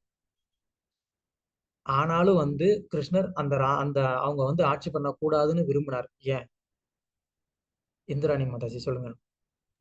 பிரபு, இது போன அத்தியாயத்திலே வந்தது பிரபு. அவங்க வந்து பகவானுடைய சிறந்த பக்தர்கள் இந்த உலகத்தை ஆளணும் அப்படின்னு பகவான் விரும்பினார். அப்பதான் முதியவர்கள், குழந்தைகள், பெண்கள், பிராமணர்கள், பசுக்கள் இவங்கெல்லாம் பாதுகாக்கப்பட்டு நல்ல ஒரு அந்த வர்ண ஆசிரமம் இதெல்லாம் கடைபிடிக்கப்பட்டு ஒழுங்கான சமுதாயம் நடக்கும். Okay okay, very good very good.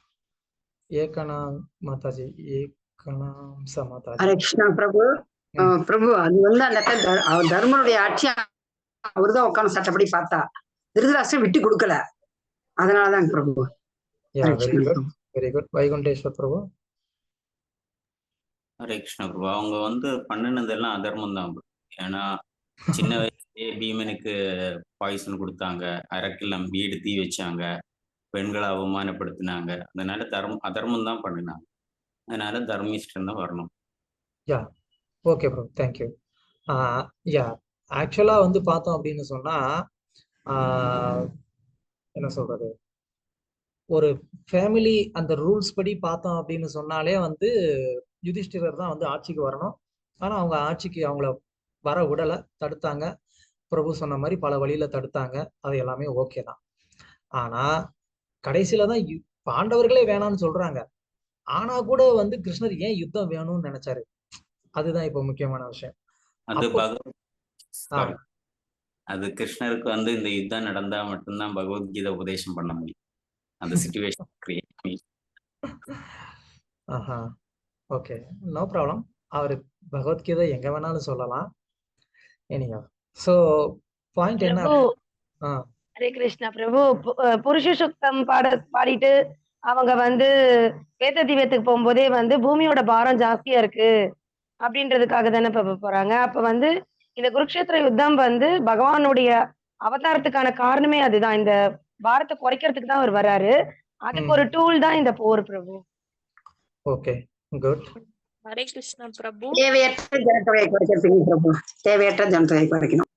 Okay okay, Krishna frame Mataji. பிரபு, இந்த உலகத்தை பகவான் படைத்ததே வந்து எப்படியாவது இந்த மக்கள் வந்து ஜீவராசிகள் தன்னோட திரும்பி வரணும் அப்படின்றதுக்காக. அப்ப அதுக்கு சரியா வழிகாட்டுறதுக்குன்னா ஆட்சியில இருக்கவங்க பக்தர்களா இருந்தா மட்டும்தான் மக்களை வந்து அந்த பாதையில வழி நடத்த முடியும். பகவான்ட்டு திரும்பி செல்றதுக்கு அவங்க வழிகாட்டே இருப்பாங்க. அதனாலதான் யுதிஷ்டர் மகாராஜர் வந்து சிறந்த பக்தரா இருக்கிறதுனால பாண்டவர்கள் கிருஷ்ணர் வந்து அவங்க வந்து ஆட்சி நடத்தினா சிறந்தது அப்படின்னு நினைச்சாரு. அதனாலதான் அவரோட ஆட்சி. Exactly, very good, thank you Mataji, very good. அதாவது வந்து என்னன்னா, ஏன்னா யுதிஷ்டிரர் இல்ல பாண்டவர்களே வந்துட்டு யுத்தம் வேண்டாம், எங்களுக்கு கொஞ்சம் நல்லா இருந்தா போதும்னு வந்து சாட்டிஸ்ஃபைடு ஆனா கூட கிருஷ்ணர் ஏன் வந்து இல்ல அவங்க இருக்கக்கூடாதுன்னு நினைச்சாருன்னு சொன்னா, துரியோதனன் ஆட்சியில இருந்தா வர்ணாசிரம கொள்கைகள் வந்து சரியா கடைபிடிக்க மாட்டாங்க. வர்ணாசிரம கொள்கையுடைய நோக்கம் என்ன? வர்ணாசிரம ஆச்சாரவதா பரப்புமான் விஷ்ணுர் ஆராத்தியதே. யா சோ வர்ணாசிரம கொள்கையுடைய நோக்கமே வந்து விஷ்ணுவை வந்து ஆராதிக்கணும். அதுதான் வந்து முக்கியமான கொள்கை. ஆனா துரியோதனன் அதுக்குதான் எதிரியா இருக்கான். ஏன்னா விஷ்ணுவே வந்து எதிர்க்கிறான். கிருஷ்ணர் அங்கதான் இருக்கிறாரு. கிருஷ்ணர் அவன் எதிர்க்க தானே செய்யறான். அப்போ இவன் திரும்ப ஆட்சிக்கு வந்தான்னா எப்படி வந்து வர்ணாசிரமத்தை வந்து கடைபிடிக்க விடுவான்? அப்ப சமுதாயத்துல வந்து இந்த வர்ணாசிரம கொள்கை வந்து ஆஹ் வர்ணாசிரம கொள்கை சரியா கடைபிடிக்கப்பட்டாதான் எல்லா வர்ணத்தவர்களுமே என்ன பண்ண முடியும்? அவங்களுடைய அந்த வர்ணாசிரம கொள்கைகளை கடைபிடிச்சு அவங்க வந்து கொஞ்சம் கொஞ்சமா பகவான் கிட்ட வர முடியும். அதே மாதிரி பக்தர்களுக்கு வந்து வழிகாட்டுறதுக்கும் அவங்களுக்கு பக்தி பண்றதுக்கும் சாதகமான ஒரு சூழ்நிலை எப்ப கிடைக்கும்? அது வந்து ஒரு பக்தர் வந்து ஆட்சி பண்ணும் போதுதான். சோ அதனாலதான் வந்து கிருஷ்ணர் சாட்டிஸ்ஃபைட் ஆனார். யுதிஷ்டிரர் வந்து அரியணையில வந்து உட்கார்ந்ததுக்கு அப்புறமா அப்பா இல்ல அப்படின்னு சொன்னா யதா யதாகி தர்மஸ்ய கிளானிர் பவதி பாரதா இல்லையா? சோ எப்பெல்லாம் வந்து தர்மம் வந்து அழியுதோ அதை திரும்ப வந்து ஸ்தாபிதம் பண்ணணும். ஓகே, அப்போ அந்த இடத்துல திரும்ப தர்மத்தை ஸ்தாபிதம் பண்றதுன்னா எப்படி பண்றது? யார் மூலமா பண்றது? அதர்மத்தை அழிச்சாச்சு, ஆனா தர்மத்தை ஸ்தாபிதம் பண்ணணும் இல்லையா? அப்ப தர்மத்தை ஸ்தாபிதம் பண்றதுக்கு தர்மத்தை கடைபிடிக்கிறவரு, தர்மத்தை வந்து மத்தவங்களுக்கு சொல்லிக் கொடுக்கக்கூடிய நபர் இருந்தா தானே ஸ்தாபிதம் பண்ண முடியும். சோ அதனாலதான் வந்து பகவான் யுதிஷ்டிரர் வந்து அரியணையில உட்கார்ந்ததுக்கு அப்புறமா அவர் வந்து ரொம்ப சாட்டிஸ்ஃபைட் ஆனார். அப்பா நான் வந்து ஒரு வழியா தர்மத்தை ஸ்தாபிதம் பண்ணிட்டேன், என்னுடைய டியூட்டி ஓவர் அப்படின்னு அவர் வந்து நினைச்சார். சோ அதுதான் வந்து இங்க வந்து சூத கோஸ்வாமி வந்து சொல்றாரு. இங்க நம்ம வந்து தெரிஞ்சுக்க வேண்டிய மற்ற சில கருத்துக்கள் என்ன அப்படின்னு சொன்னா, முதல்ல வந்து யுதிஷ்டிரர் இந்த யுத்தத்துக்கு காரணம் கிடையாது. அது முதல் கருத்து. ஏன்னா இது வந்து கிருஷ்ணருடைய ஒரு விருப்பம். கிருஷ்ணர் தான் யுத்தத்தை வந்து தொடங்கி வச்சாரு, அவர் தான் முடிச்சு வச்சாரு. இப்போ கம்ப்ளீட்டா அது செட்டில் ஆனதுனால அவர் தொடங்கின காரியம் வெற்றிகரமா முழுவதுமா பூரணமா முடிஞ்சிருச்சுன்னு சொல்லி அவருக்கு வந்து ஒரு சாட்டிஸ்பேக்ஷன். ஓகே அப்படின்னு சொல்லி அது ஒரு கருத்து. இன்னொன்னு வந்து இந்த யுத்தம் வந்து நடந்ததுக்கு அப்புறமா தான் கிருஷ்ணர் திருப்தியா இருந்திருக்கிறாரு அப்படின்னு சொன்னா என்ன அர்த்தம்? இதுக்கு முன்னாடி அவர் வந்து சாட்டிஸ்ஃபைடா இல்லைன்னு அர்த்தம். அப்போ பகவானை வந்து அதிருப்திப்படுத்துற மாதிரி இருக்கக்கூடிய அந்த ஒரு ராஜ்யம் நீண்ட நாளுக்கு நிலைக்காது அப்படிங்கிறத நம்ம வந்து புரிஞ்சுக்கலாம். அது எப்பயுமே என்னைக்காவது ஒரு நாள் அது வந்து என்னதான் ஆகணும், ஒரு முடிவுக்கு வந்துதான் ஆகணும். அதை பகவானே நடத்துவார். இதை நம்ம வந்து வெளியில ஆனா கண்டிப்பா யாராவது ஒருத்தரை வந்து கருவியா பயன்படுத்தி பகவான் என்ன பண்ணுவாரு? கண்டிப்பா அந்த ராஜ்யத்தை ஒரு நாள் முடிவுக்கு கொண்டு வந்தே தீர்வார். சோ அந்த நம்ம இதுல இருந்து வந்து புரிஞ்சுக்கலாம். பகவான் வந்து நம்ம நினைப்போம் ரொம்ப வந்து அநியாயம் நிறைய நடக்குது, ஏன் பகவான் வந்து வரமாட்டேங்கிறாருலாம் நினைப்போம். அவர் வருவார் கண்டிப்பா. வந்து இப்பயும் வந்து ப்ரொடெக்ட் பண்ணிக்கிட்டு தான் இருக்கிறாரு. இன்னும் அதிகமாகக்கூடிய நேரத்திலையும் சாட்சாத் அவரே வரலாம், இல்லைன்னா அவருடைய பிரதிநிதியை அனுப்பி என்ன பண்ணலாம், அவர் வந்து தர்மத்தை நிலைநாட்டலாம். இன்னொன்னு இதுல நம்ம தெரிஞ்சுக்க வேண்டிய ஒரு கருத்து என்ன அப்படின்னு சொன்னா, இப்போ யுதிஷ்டிரருக்கு வந்து விருப்பம் இல்லைன்னு பார்த்தோம். சோ பக்தர்களுக்கு சில நேரத்துல சில செயல்களை வந்து செய்யறதுல விருப்பம் இல்லாம கூட இருக்கலாம். ஆனா கூட அந்த அந்த செயலை அவங்க வந்து பகவான் விருப்பப்பட்டாரு அப்படின்னாலோ இல்ல குரு விருப்பப்படுறாங்க அப்படின்னு சொன்னாலோ அந்த பக்தன் வந்து என்ன பண்ணி ஆகணும்? அவங்களுடைய விருப்பத்துக்காக அதை அவர் வந்து செய்ய வேணும். ஏன்னா அவருடைய கடமை குரு மற்றும் கிருஷ்ணரை வந்து திருப்திப்படுத்துறது தான். சோ அவங்களுடைய திருப்திக்காக இவர் தன்னுடைய அசௌகரியத்தை வந்து ஏத்துக்கிறதுக்கு அவர் வந்து ரெடியா இருக்கணும். சோ ஒரு முறை வந்து பிரபுபாதர் அங்க புவனேஸ்வர்ல இருந்த போது அங்க ஒரு அந்நேரம் அங்க புவனேஸ்வர்ல ப்ரீச்சிங் பண்ண மகாராஜ் பேர் என்ன, கௌர் கோவிந்த் சுவாமி மகாராஜ். சோ அவங்க அந்த நேரத்துல வந்து கொஞ்சம் தனியா கஷ்டப்பட்டுக்கிட்டு இருக்கிறாங்க.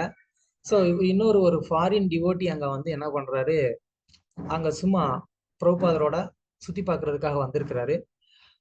ஆனா நல்ல திறமையான பக்தர். சோ அப்போ வந்து பிரபுபாதர் வந்து கேட்கிறாரு கௌர் கோவிந்த் சுவாமி மகாராஜ் கிட்ட, எப்படி பிரச்சாரமா பண்ற, என்ன பண்ற அப்படின்னு சொல்லி. மகாராஜ் சொல்றாங்க, இந்த மாதிரி நான் நல்லா பண்ணணும் முயற்சி பண்ணிட்டு இருக்கிறேன். எனக்கு யாராவது வந்து உறுதுணையா இன்னும் கூட ஆளுங்க இருந்தாங்கன்னா நல்லா இருக்கும். நான் தனியா எல்லாமே கஷ்டப்பட்டு பண்ணிட்டு இருக்கிறேன் அப்படின்னு சொல்றாங்க. அதுக்கு மாறா பிரபுபாத் பாக்குறாங்க, அப்படியா உனக்கு யாராவது கூட இருந்தா நல்லா இருக்கும்னு நினைக்கிறேன்னு. சடனா பார்த்தா அந்த ஃபாரின் டிவோட்டி வந்து அங்க நிக்கிறாரு.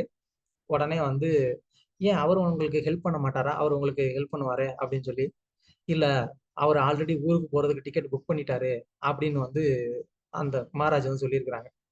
உடனே பிரபுபாதர் வந்து கூப்பிட்டு, இங்க வாங்க, நீங்க இங்க கொஞ்சம் இருந்து வந்து ஹெல்ப் பண்ணலாமே அப்படின்னு வந்து சொல்றாங்க பிரபுபாதர். அவரு சொல்றாரு, இல்ல நான் ஏற்கனவே டிக்கெட் புக் பண்ணிட்டேன் அப்படின்னு சொன்னாரு. பரவாயில்ல, அதை கேன்சல் பண்ணிக்கலாம் அப்படின்னு சொன்னாரு. அவர் பார்த்தாரு, இல்ல பிரபுபாத், அங்க ஜிபிசி வந்து எனக்கு வந்து இந்த மாதிரி ஒரு சர்வீஸ் கொடுத்துருக்காங்க அப்படின்னு சொல்லி, இல்ல நான் சொல்லிக்கிறேன், ஜிபிசிட்ட சொல்லி வேற ஆள் அந்த சர்வீஸ் கொடுக்க சொல்றேன் அப்படின்னு சொல்றாரு. அந்த பக்தர் வந்து, இல்ல ஜிபிசி மீறி நான் எப்படி நடக்க முடியும் பிரபுபாத் அப்படின்னாரு.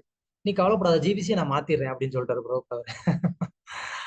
அப்படி அவர் வந்து இதெல்லாம் சொல்லி பார்த்தாரு. கடைசியில, பிரபுபாத் எனக்கு இந்த ஃபுட்டு வந்து செட் ஆகாது பிரபுபாத், நான் வந்து அமெரிக்கா போயிடுறேன் அப்படின்னு சொல்றாரு.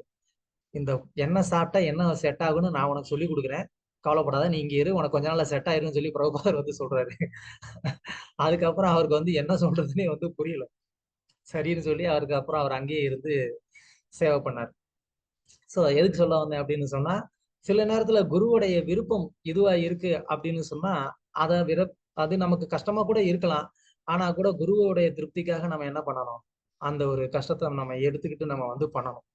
அதுதான் நம்மளுடைய வெற்றி. ஓகே, அதுதான் இங்க வந்து பாண்டவர்களுக்கு இந்த யுத்தத்துல விருப்பம் இல்லாட்டினா கூட வந்து என்ன பண்றாங்க, அவங்க வந்து கிருஷ்ணர் இந்த யுத்தம் வேணும்னு விரும்புறாருங்கிறத புரிஞ்சுக்கிட்டு, அப்ப நாங்க யுத்தத்துக்கு ரெடி அப்படின்னு சொல்லி என்ன பண்றாங்க, யுத்தம் பண்றாங்க. ஸோ அது மாதிரி பக்தர்கள் நம்ம வந்து என்ன பண்ணக்கூடாது, தனிப்பட்ட ஒரு கொள்கையோட நம்ம வந்து இருக்கிறத விட குரு கிருஷ்ணருடைய விருப்பத்துக்கு ஏத்த மாதிரி நம்மளுடைய லைஃப் அமைச்சுக்கிறது உத்தமமானது. அதுல தோல்வியே அடைஞ்சா கூட அது வெற்றி தான். ஏன்னா அவங்களுடைய விருப்பத்தை நிறைவேற்றுவதற்காக நம்ம முயற்சி செஞ்சிருக்கோம் அப்படிங்கும் போது, ஸோ வெளிப்புறமா அது தோல்வியில இருந்தாலும் உள்புறமா நம்மளுடைய பயணம் வந்து வெற்றி. நம்ம பேக் டு கார்டுக்கு போயிடலாம். ஓகே, ஸோ ஒரு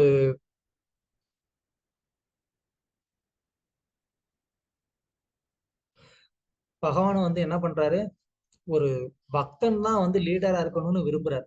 அதனாலதான் வந்து என்ன பண்றாரு, தன்னுடைய பக்தன் தலைமை ஏற்கணும் அப்படிங்கிறதுக்காக அவர் இவ்வளவு பெரிய வேலையை வந்து பண்ணியிருக்கிறார். ஸோ இந்த ஒரு யுத்தத்தை அவர் வந்து பண்ணாம வேற ஏதாவது கூட வந்து பண்ணியிருந்திருக்கலாம். அவரே சமாதானமும் பண்ணியிருக்க முடியும். பகவானால யாரையும் சமாதானப்படுத்த முடியாதா? பகவான் சமாதானம் போய் அந்த சமாதானம் ஃபெயிலியர் ஆகுறதுக்கு வாய்ப்பு இருக்கா? ஆனா பாருங்க, ஒரு தூதுவனா போய் வந்து ஃபெயிலியரை சந்திச்சிருக்கிறாரு பகவான். அவர் தூதனா போய் அது வந்து என்ன ஆயிடுச்சு, அது ஃபெயிலியர் ஆகி போச்சு. ஆனா அது அவருடைய ஒரு விருப்பம். எதுக்காக அந்த ஃபெயிலியரை வந்து உண்டாக்குனாரு அப்படின்னு சொன்னா, ஏன்னா அவருக்கு தன்னுடைய பக்தன் வந்து ஆட்சிக்கு வரணும். சோ அதனால அவர் அங்க தான் வந்து ஒரு செயலை வந்து மேற்கொண்டு அந்த செயல்ல தான் தோல்வி அடைஞ்சதா கூட வந்து ஒத்துக்கிறாரு. எதுக்காக எதுக்காகனா தன்னுடைய பக்தன் வந்து திரும்ப ஆட்சிக்கு வரணும் அப்படிங்கிறதுக்காக. சோ அதனால பகவான் தன்னுடைய பக்தன் வந்து முன்னிலைப்படுத்தணுங்கிறதுக்காக எதுவும் செய்ய தயங்க மாட்டாருங்கிறதையும் நம்ம இங்க இருந்து புரிஞ்சுக்கலாம். ஓகே, ஸோ இங்க பர்போர்ட்ல வந்து பார்த்தோம்னா, இவ்வாறு நிகழும் யுத்தங்களில் பகவானுக்கு எவ்வித சம்பந்தமும் இல்லை. ஆனால் சிருஷ்டியை காப்பதற்காக பொதுமக்கள் சரியான தன்னுணர்வு பாதையை பின்பற்ற வேண்டும் என்று பகவான் விரும்புகிறார். ஸோ இதுதான் வந்து யுத்தத்துக்கான முக்கியமான காரணம். பகவான் ஏன் அந்த யுத்தத்தை வந்து விரும்பினாரு, இதுல வந்து யாரு யுத்தம் பண்ணா என்ன பண்ணாட்டினா என்ன, அவருக்கு ஒரு பிரச்சனை கிடையாது. ஆனா இந்த கட்டுண்ட ஜீவாத்மாக்கள் இந்த பௌதிக உலகத்துல வந்து அவங்களுக்கு சரியான ஆன்மீக ஞானம் கிடைக்கிறதுக்கு ஒரு வழி இல்லை அப்படின்னு சொன்னா, அப்ப அவங்க என்ன பண்ணுவாங்க, தொடர்ச்சியா இந்த சம்சாரத்திலேயே சுத்திக்கிட்டே இருப்பாங்க. அப்ப அதுல இருந்து அவங்கள வெளியில கொண்டு வரணும் அப்படின்னு சொன்னா, அப்போ அதுக்கு சரியான ஒரு ஒரு ஆட்சி செய்யக்கூடிய நபர் இருக்கணும். அப்பனாதான் அவங்களுக்கு அதுக்கான ஒரு வாய்ப்பு அமையும். அப்போ இந்த கட்டுண்ட ஜீவன்கள் திரும்ப கரை சேருவதற்காக ஒரு பக்தர் ஆட்சிக்கு வரணும். அப்ப அந்த பக்தர் ஆட்சிக்கு வர்றதுக்காக இப்போ ஆட்சியில இருக்கிறவங்களை வந்து என்ன பண்ணணும், அங்க இருந்து அகற்றணும். சோ அதுக்காக பகவான் வந்து என்ன பண்றாரு, இந்த யுத்தத்துக்கு முயற்சி பண்றாரு. சோ யுத்தத்தை நடத்தினார். ஓகே, பதம் 3. நிஷம்ய பீஷ்மோக்தம் அதாச்சுதோக்தம் பிரவருத்த விஜான விதூத விப்ரம சசாசகாம் இந்திர இவாஜிதாஸ்ரய பரித்யுபாந்தம் மனுஜானுவர்த்திதக. படிங்க யாராவது மொழிபெயர்ப்பு. ஹரே கிருஷ்ண பிரபு. மொழிபெயர்ப்பு பொருள் தந்தை ஏசி பக்திவேதாந்த சுவாமி ஸ்ரீல பிரபுபாதிக்கு ஜெய் ஸ்ரீல பிரபுபாத். பீஷ்மதேவரும் வெல்ல முடியாதவரான பகவான் ஸ்ரீ கிருஷ்ணரும் பேசியதை கேட்டு ஞானோதயம் பெற்ற யுதிஷ்ட மகாராஜனின் எல்லா சந்தேகங்களும் தீர்ந்து விட்டதால் அவர் அறிவுபூர்வமான விவகாரங்களில் தன்னை ஈடுபடுத்திக் கொண்டார். இவ்வாறாக அவரது இளைய சகோதரர்கள் அவரை பின்தொடர பூமியையும் கடல்களையும் அவர் ஆட்சி புரிந்தார். Yes madam, thank you.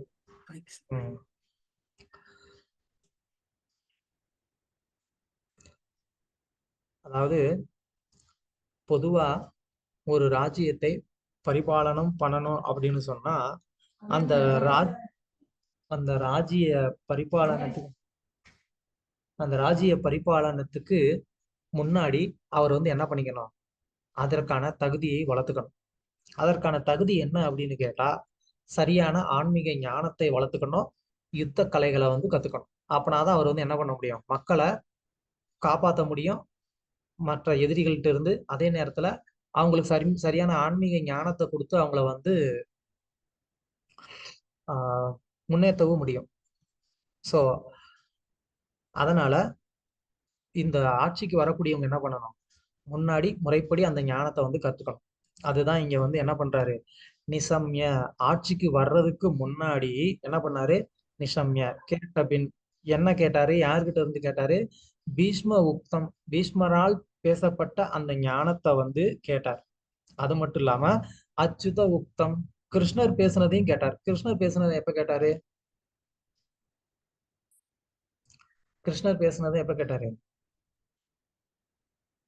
கிருஷ்ணர் கிட்ட இருந்து எப்ப அட்வைஸ் கேட்டாரு?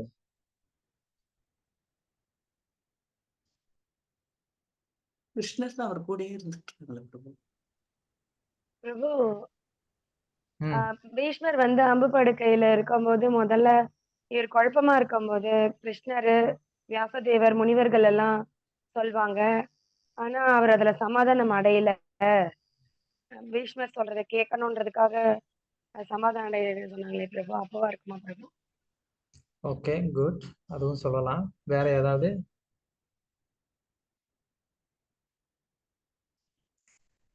சைலண்டா இருக்கீங்களா? சரி, பகவத்கீதை யாரெல்லாம் கேட்டாங்க?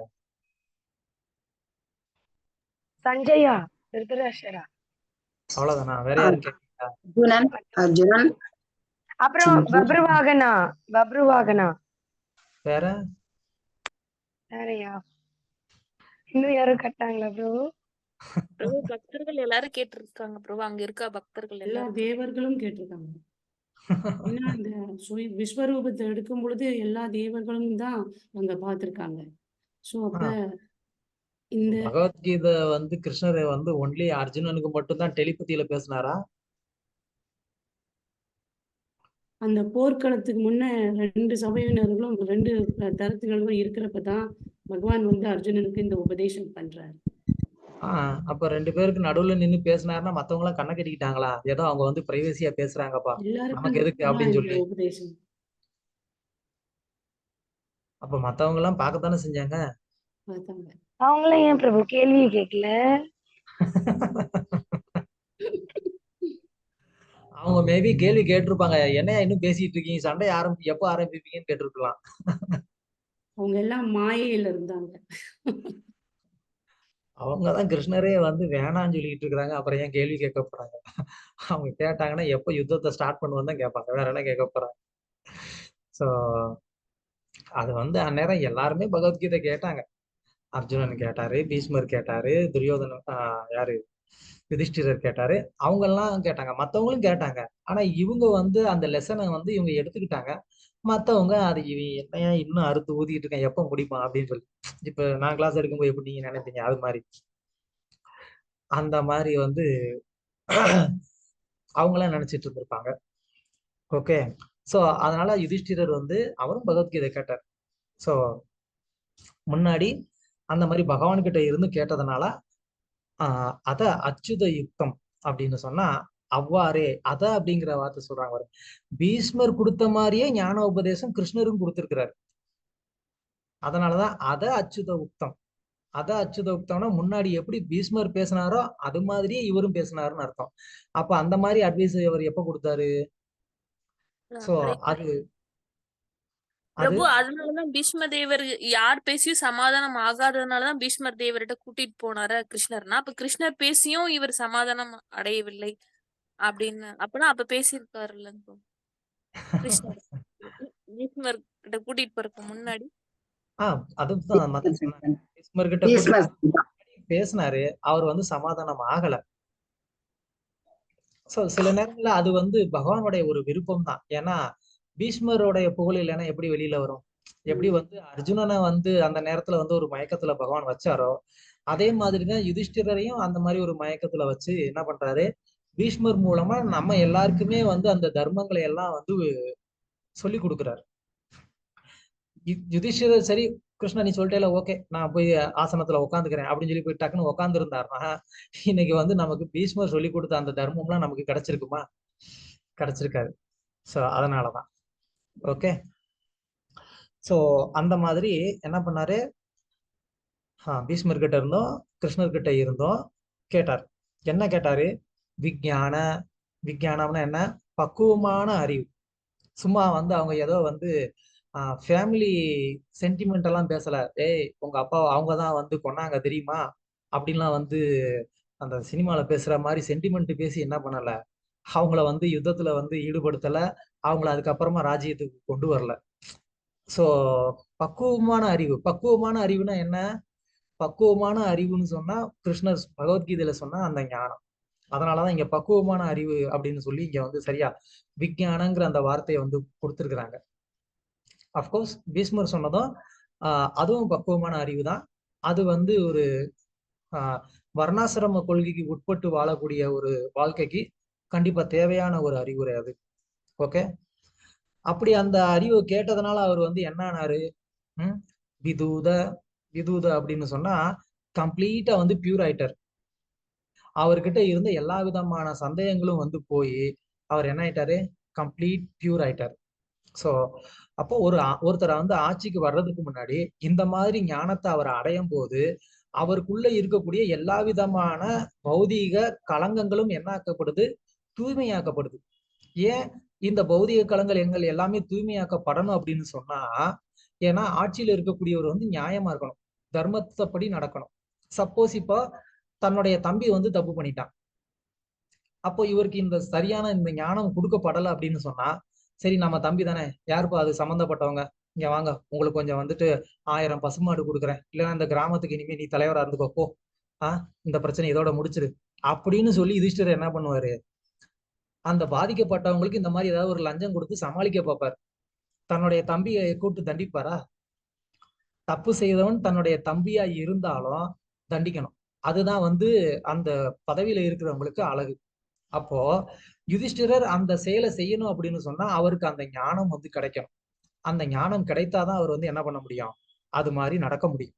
சோ அதனால அவர் வந்து அந்த மாதிரி அந்த ஞானம் கிடைச்சதுனால கம்ப்ளீட்டா பியூர் ஆனாரு. கம்ப்ளீட்டா பியூர் ஆனதுனால அவர் வந்து விப்ரம எல்லா சந்தேகங்கள்ல இருந்து விடுபட்டு இருந்தாரு.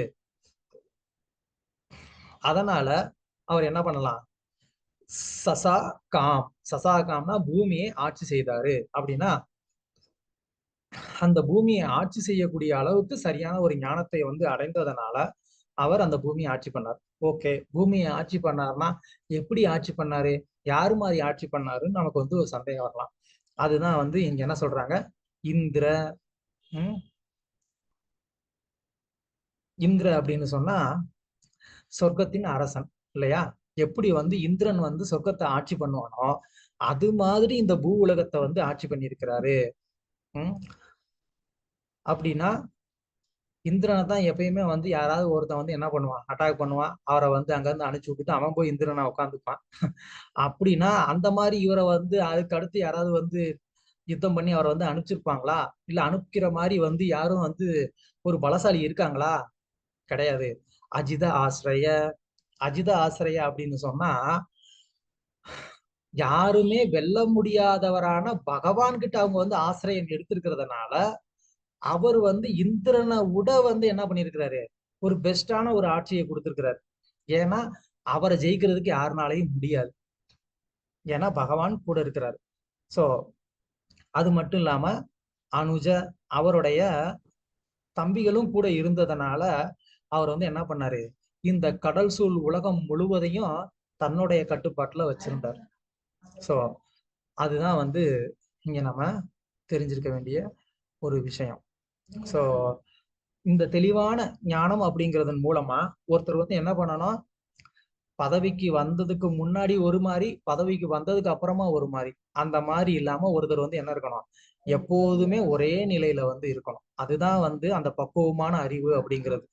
சோ அந்த பக்குவமான அறிவு இல்லைன்னா நம்ம என்ன பண்ணுவோம், நம்ம கூட பழகினவங்களே இருந்திருப்பாங்க, ஆனா நம்ம பதவிக்கு வந்ததுக்கு அப்புறமா அவங்கள வந்து நம்ம ரொம்ப வந்து தாழ்வா நினைக்கிறது. சோ அந்த மாதிரி இல்ல, யுதிஷ்டிரர் எல்லா குடிமக்களையும் வந்து தன்னுடைய உடன்பிறப்பா வந்து பார்த்தார். அதுதான் அவருடைய சிறப்பு. ஓகே, பொருளுரையில ஃபர்ஸ்ட் பேரால பாருங்க. யுதிஷ்டிர மகாராஜனின் இளைய சகோதரர்கள் அவரது மந்திரிகளாகவும் சேனாதிபதிகளாகவும் இருந்தனர். மேலும் பூரண சமயப்பற்று கொண்ட அரசரின் சகோதரர்களுக்கிடையில் முழு ஒத்துழைப்பு இருந்தது. சோ பொதுவா இங்க வந்து கொடுத்திருக்கிற இந்த ஒரு உதாரணத்தை நம்மளுடைய ஆன்மீக வாழ்க்கையில நம்ம வந்து பொருத்தி பார்க்கணும் அப்படின்னு சொன்னா நம்ம என்ன பண்ணணும், நம்மளுடைய ஆன்மீக சகோதரர்கள் உடனே குரு மகாராஜன் சொல்லி குரு பீசம் சேர்த்துறாதீங்க. ஆன்மீக சகோதரர்கள்னா எல்லா குரு மகாராஜோடைய சீடர்களும் நம்மளுடைய ஆன்மீக சகோதரர்கள் தான். உடனே வந்துட்டு ஜேபிஎஸ் ஜிபிஎஸ்ன்னு சொல்லி ஆரம்பிச்சிடாதீங்க. நம்ம குரு மகாராஜ் அதை தான் விரும்புவாங்க. அதாவது நான் எல்லாரையும் சொல்றேன், எல்லா குரு மகாராஜும் அதுதான் விரும்புவாங்க. அவங்களுடைய, ஏன்னா அவங்கெல்லாம் காட் பிரதர்ஸ், அவங்கள நம்ம சமமா மதிச்சா அவங்களுக்கு சந்தோஷம் தானே தவிர நமக்குள்ள அது வந்து ஒரு பிரிவினை பார்த்து நம்ம வந்து சண்டை போட்டுக்கிட்டு இருந்தா அவங்களுக்கு சந்தோஷமா இருக்காது. அதனால நம்ம என்ன பண்ணணும், எல்லாரு கூடயும் ஒற்றுமையா வந்து செயல்பட்டாதான் நம்ம இந்த சனாதன தர்மத்தை, இந்த கிருஷ்ண பக்திய நம்ம என்ன பண்ண முடியும், எல்லாருக்குமே வந்து இன்னும் அதிகமா நம்ம வந்து கொடுக்க முடியும். நம்ம பிரிவினையை வந்து நமக்குள்ளேயே வச்சுக்கிட்டு இருந்தோம் அப்படின்னு சொன்னா ஆல்ரெடி பிரிவினையா பிரிஞ்சு கிடக்கக்கூடிய மக்களை நம்ம எப்படி கிருஷ்ண பக்தியில ஒண்ணு சேர்க்க முடியும்? அது ரொம்ப கஷ்டமாயிரும். சோ அது இருக்கக்கூடாது. அடுத்தது பாருங்க, யுதிஷ்டிர மகாராஜன் பூமியை ஆள்வதற்குரிய மிகச்சிறந்த அரசராகவும் பகவான் ஸ்ரீ கிருஷ்ணரின் பிரதிநிதியாகவும் இருந்தார். அவர் சொர்க்கலோகங்களை ஆளும் பிரதிநிதியாக உள்ள இந்திரனுடன் ஒப்பிட தகுந்தவர் ஆவார். அந்த அளவுக்கு அவருக்கு ஐஸ்வர்யம், பலம் எல்லாமே இருந்தது. ஸோ அதனாலதான் இந்திரனோட வந்து இங்க ஒப்பிட்டு சொல்றாங்க. ஓகே, தென் அந்த அதே பேரால லாஸ்ட்ல பாருங்க, யுதிஷ்டிர மகாராஜன் அரசியல் ஞானத்தை பெறாத இக்காலத்து குடியரசுகளின் தலைவர்களை போன்று ஒருவர் அல்ல. பிரபுபாதர் வந்து எப்படி இன்னைக்கு நடக்கிறத கரெக்டா அப்படியே சொல்லியிருக்கிறாருன்னு பாருங்க. எல்லாம் வந்து அவங்க அப்பா அரசியல்வாதி, அப்புறம் பையன் அரசியல்வாதின்னு அப்படியே போய்கிட்டு இருக்கக்கூடிய ஒரு காலம் இது. அவங்களுக்கு வந்து அரசியல் ஞானம்னா என்ன, மக்களுடைய பிரச்சனைனா என்னன்னு என்ன தெரியும் அவங்களுக்கு? அவங்க எல்லாம் நல்லா வந்து ஃபாரின்ல வந்து படிச்சுட்டு, அவங்க எல்லாரும் வந்து ஃபாரின்ல படிச்சுட்டு இங்க வந்து சும்மா வந்து தமிழ்னு சொல்லி என்ன பண்ணுவாங்க, மக்களை ஏமாத்திக்கிட்டு இருப்பாங்க. அவங்களெல்லாம் நம்ம நம்ப கூடாது. யுதிஷ்டிரர் பீஷ்ம தேவராலும் பகவானாலும் உபதேசிக்கப்பட்டு இருந்தார். எனவே எல்லா விஷயங்களிலும் அவர் பூரண அறிவை பெற்றிருந்தார். சோ இது வந்து ஒரு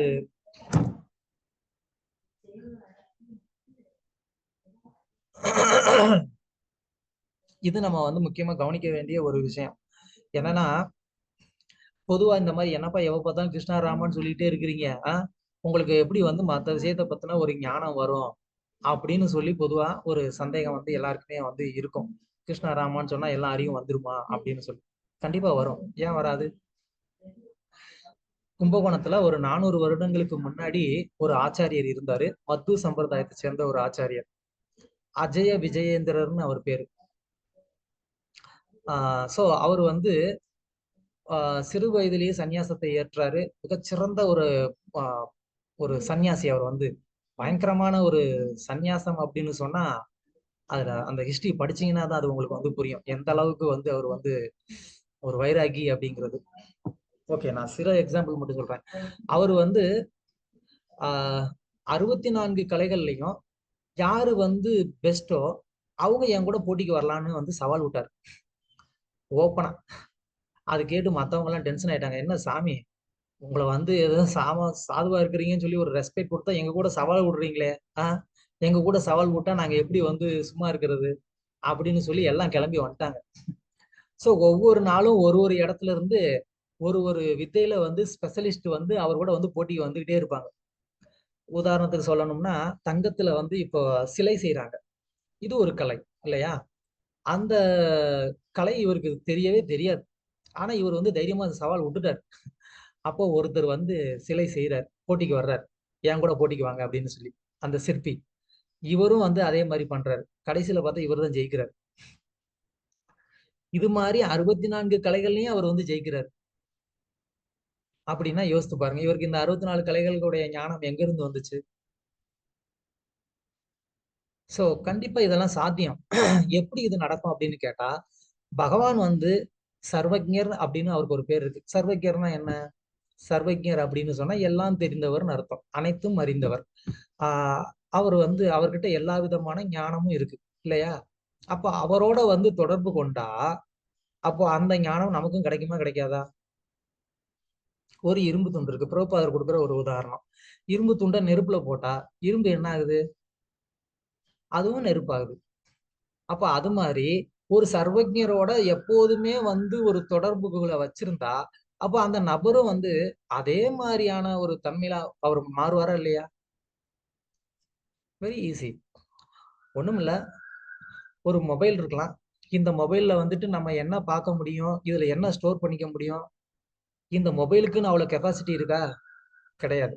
ஆனா இந்த மொபைலை வந்துட்டு இன்டர்நெட்டோட கனெக்ட் பண்ணிட்டா என்ன பண்ண முடியும்? இந்த உலகத்துல இருக்கக்கூடிய எல்லா ஞானத்தையும் அதுல இருந்து தெரிஞ்சுக்க முடியுமா இல்லையா? அதை இதுல ஸ்டோர் பண்ணி இருக்கணும்ன்ற அவசியம் கிடையாது. ஆனா இன்டர்நெட் இருக்கிறதுனாலே என்ன பண்ண முடியும்? உலகத்துல இருக்கக்கூடிய எல்லா ஞானத்தையும் தெரிஞ்சுக்க முடியும். அது மாதிரி இங்க வந்து எல்லா ஞானமும் இருக்கணும்ன்றதுக்கு அவசியம் கிடையாது. ஆனா இது வந்து என்ன இருக்கணும்? பகவானோட கனெக்ட் ஆயிருக்கணும். சோ இப்ப இது வந்து பகவானோடைய, அதாவது நம்மளுடைய அறிவு இன்டெலிஜென்ட் வந்து பகவானோட கனெக்ட் ஆகி இருந்துச்சுன்னா ஆட்டோமேட்டிக்கா அங்க என்ன தேவையோ அதை சர்ச் பண்ணி நம்ம என்ன பண்ணிக்கலாம், அங்க இருந்து நம்ம வந்து எடுத்துக்கலாம். Very easy. இதுல ஒன்றும் பெரிய விஷயமே கிடையாது. அந்த மாதிரி யாரும் என்கிட்ட கேள்வி கேட்டுறாதீங்க. நான் கனெக்ட் ஆகி இருக்கிறவங்களை பத்தி மட்டும் தான் சொன்னேன். ஓகே, அடுத்த பேரால பாருங்க. ஆனால் யுதிஷ்டிர மகாராஜனை போன்ற ஒரு அரசருக்கு தனிப்பட்ட சொந்த கருத்து கிடையாது. ஆனால் பகவானின் உபதேசங்களையும் அவரது பிரதிநிதியும் அங்கீகரிக்கப்பட்ட அதிகாரியுமான பீஷ்ம தேவரின் உபதேசங்களையும் அவர் பின்பற்ற வேண்டியிருந்தது. ஒருவர் சுயநல உத்தேசமும் சொந்த அபிப்பிராயமும் இல்லாமல் உயர்ந்த அதிகாரிகளையும் பகவானையும் பின்பற்ற வேண்டும் என்று சாஸ்திரங்கள் உபதேசிக்கின்றன. பீஷ்மரை ஃபாலோ பண்ணாரு அப்படின்னு சொன்னா எதுக்காக? நம்ம தாத்தா, அதனால அவர் சொல்றதை கேட்கணும்னா அதுக்காக கிடையாது. பீஷ்மர் வந்து மகாஜனா இல்லையா? அவர் மகாஜனத்துல ஒருத்தர், தர்மத்தை போதிக்கக்கூடியவர்கள்ல அவரும் ஒருத்தர். அதனால அவர் பேச்ச கேட்கணும். அது மட்டும் கிடையாது, தர்மத்தை யார் வேணா போதிக்கலாம். ஆனா அந்த தர்மத்தை போதிக்கிறவரை வந்து பகவான் வந்து ரெக்கக்னைஸ் பண்ணிருக்கணும். சோ இங்க பகவானே வந்து இவர்கிட்ட போய் கேளுன்னு சொல்லியிருக்கிறார். அப்ப அதுக்கு மேல ஒரு அத்தாரிட்டி என்ன வேணும்? அப்போ பகவானே வந்து இவர்கிட்ட போய் கேட்கணும்னு சொல்லி இருக்கிறதுனாலையும், அவர் வந்து தர்மத்தை சொல்லக்கூடிய நபர்கள்ல ஒருத்தரா இருக்கிறதுனாலையும், அவர் சாஸ்திரங்கள்ல இருக்கிறதையே பேசுனதுனாலையும் அவருடைய அட்வைஸை ஏத்துக்கணும். அதனாலதான் ஏத்துக்கிட்டாருங்கிறத இங்க பிரபுபாதர் சொல்றாரு. சோ அதைத்தான் நம்மளும் செய்யணும். நம்மளுடைய அத்தாரிட்டி ஏதாவது ஒண்ணு சொல்றாங்கிறதுக்காக, நம்ம அத்தாரிட்டி சொல்லிட்டாங்கிறதுக்காக நம்ம பண்ணக்கூடாது. அந்த அத்தாரிட்டி சொன்னது சாஸ்திரத்தோட பொருத்தமானதா இருக்கணும். அந்த அத்தாரிட்டி வந்து பகவான் சொன்னதை சொல்லணும். அப்பனா தான் நம்ம அதை ஏத்துக்கணுமே தவிர, இல்லைன்னா அதை நம்ம ஏத்துக்கணும்ன்ற ஒரு கட்டாயம் கிடையாது. நான் சொன்னேன்னு வெளியில சொல்லாதீங்க. சண்டை வரும் பிரபு. அதனாலதான் என் பேரை சொல்லாதீங்க சொன்னேன். ஓகே. சோ அனைவருக்கும் பொருந்தக்கூடிய திட்டத்தை குறையுடைய ஒரு மனிதனால் உண்டாக்க முடியாது. அதனால இயல்பாவே நம்ம வந்து என்ன பண்ண வேண்டியிருக்கு? நம்ம உயர்ந்த அதிகாரிகளை வந்து கடைபிடிக்க வேண்டியிருக்கு. அதுலேயும் பூர்ணமானவரும் குற்றமற்றவருமான ஒருவரால் மட்டுமே எல்லா இடங்களுக்கும் உலகில் உள்ள அனைவருக்கும் பொருந்தக்கூடிய ஒரு திட்டத்தை உருவாக்க இயலும். அது யாரு? பகவானும் பக்தர்களும். அதாவது நமக்கு ஒரு விஷயத்த சரி தவறுன்னு நிரூபிக்கிறதுக்கு இல்ல புரிஞ்சுக்கிறதுக்கு நமக்கு பிரமாணங்கள் தேவை இல்லையா? சாஸ்திரங்கள்ல அதனாலதான் நமக்கு பிரமாணங்கள் கொடுத்துருக்குறாங்க. அதன் பிரகாரம் ஒரு விஷயத்த நம்ம புரிஞ்சுக்க முயற்சி பண்றோம். அதாவது அதை உள்ளபடி புரிஞ்சுக்க முயற்சி பண்றோம். அதுல நமக்கு பொதுவா 3 பிரமாணங்கள் சொல்லுவோம். ஆனா சாஸ்திரங்கள்ல 10 பிரமாணங்கள் சொல்லப்பட்டிருக்கு. ஏன் பொதுவா 3 சொல்றோம் அப்படின்னு சொன்னா, அந்த மித்த 7 பிரமாணங்களும் இந்த 3க்குள்ள ஏதாவது ஒண்ணுக்குள்ள ஒரு அடக்கம், அது அடங்கும். அதனாலதான் அப்படி சொல்லல. Okay, anyhow. சோ இப்ப நம்ம அந்த 3 பிரமாணத்தை எடுத்துக்கிட்டோம்னா கூட அதுல அனுமானம் இருக்கு, சப்த பிரமாணம் இருக்கு, அப்புறம் இன்னொன்னு என்னது, பிரபு பிரத்யக்ஷ பிரத்யக்ஷம் அனுமானம் ஓகே, பிரத்யக்ஷம். தேங்க்யூ. அப்போ அந்த பிரத்யக்ஷம் ஒரு விதமான ஒரு ஞானத்தை கொடுக்கும், அனுமானம் ஒரு விதமான ஞானத்தை கொடுக்கும், சப்தம் ஒரு விதமான ஞானத்தை கொடுக்கும். இதுல அல்டிமேட் சப்த பிரமாணம் அப்படிங்கறத ஜீவ கோஸ்வாமி தன்னுடைய தத்துவ சந்தர்ப்பம்ங்கிற கிரந்தத்துல அதை நிரூபிக்கிறார். எப்படி சப்த பிரமாணம் கிரேட்டஸ்ட் அப்படின்னு சொல்லி. அந்த சப்த பிரமாணத்திலையும் எது சப்த பிரமாணம்? நான் இப்போ உங்ககிட்ட ஒண்ணு சொல்றேன், நீங்க கேக்குறீங்க, இது ஒரு சப்த பிரமாணம் தான். யாராவது ஒருத்தர் பேசுனா அது சப்தம் தான். அந்த சப்தம் அது பிரமாணமா ஆகுமா? நான் சொல்ற சப்தம் அது பிரமாணமா ஆகுமானா ஆகாது. ஏன்னா நான் சொல்லக்கூடிய சப்தம் குறைவுடையது, அதனால அது பிரமாணமா ஆக முடியாது. சோ எப்போ நான் சொல்லக்கூடிய சப்தம் பிரமாணமா ஆக முடியும் அப்படின்னு கேட்டா, எப்போ நான் எல்லா விதமான குறைகள்ல இருந்து நான் விடுபட்டு இருக்கணும், அப்பதான் என்னுடைய சப்தம் பிரமாணமா ஆக முடியும். சோ அப்போ அததான் அங்க ஜீவ கோஸ்வாமி ஒரு செக்ரிகேஷன் பண்ணி காமிக்கிறார். எந்த சப்தம் பிரமாணம் அப்படின்னு கேட்டா, வைதூஷா இல்லைன்னா விதூஷா அப்படின்னு சொல்லலாம். அப்படின்னா தூய பக்தர்கள், பர்ஃபெக்டான தூய பக்தர்கள், அவங்க அந்த தூய நிலையில அவங்களால என்ன பண்ண முடியும்? பகவானையோ சாஸ்திரங்கள்ல சொல்லியிருக்கிற விஷயங்களையோ சரியா புரிஞ்சுக்கிட்டு அந்த கால சூழ்நிலைக்கு ஏத்த மாதிரி அவங்களால என்ன பண்ண முடியும்? அதை நமக்கு கொடுக்க முடியும். அதனால அந்த பிரமாணம் தான் உண்மையான சப்த பிரமாணம். பொதுவா சப்த பிரமாணம்னு சொன்னா நம்ம வேதத்தை சப்த பிரமாணம்னு சொல்லுவோம். ஆனா இன்னொரு சப்த பிரமாணம் என்னன்னா, தூய பக்தர்களுடைய வாக்கும் சப்த பிரமாணம் தான். சோ அதனால அதை நம்ம கடைபிடிக்கணும். அததான் இங்க யுதிஷ்டிரர் பண்றாரு.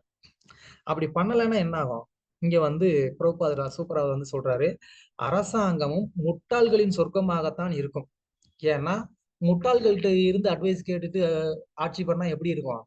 அது முட்டாள்களுக்குரிய ஒரு சொர்க்கமா தான் இருக்குமே தவிர, அது ஒரு அறிவாளிகள் பக்தர்கள் வாழ்வதற்குரிய ஒரு ராஜ்யமா அது இருக்காது. சோ அந்த காலத்துல யுதிஷ்டிரர் மாதிரியான ஒரு அரசர்கள் இருந்ததுனாலதான் என்னாச்சு, உலகம் முழுவதும் சந்தோஷம் மகிழ்ச்சி இருந்துச்சுன்னு பிரபுபாதர் முடிக்கிறார். அப்படின்னா என்ன அர்த்தம்? இந்த காலத்துல அப்படி ஆளுங்க இல்லைன்னு அர்த்தம்.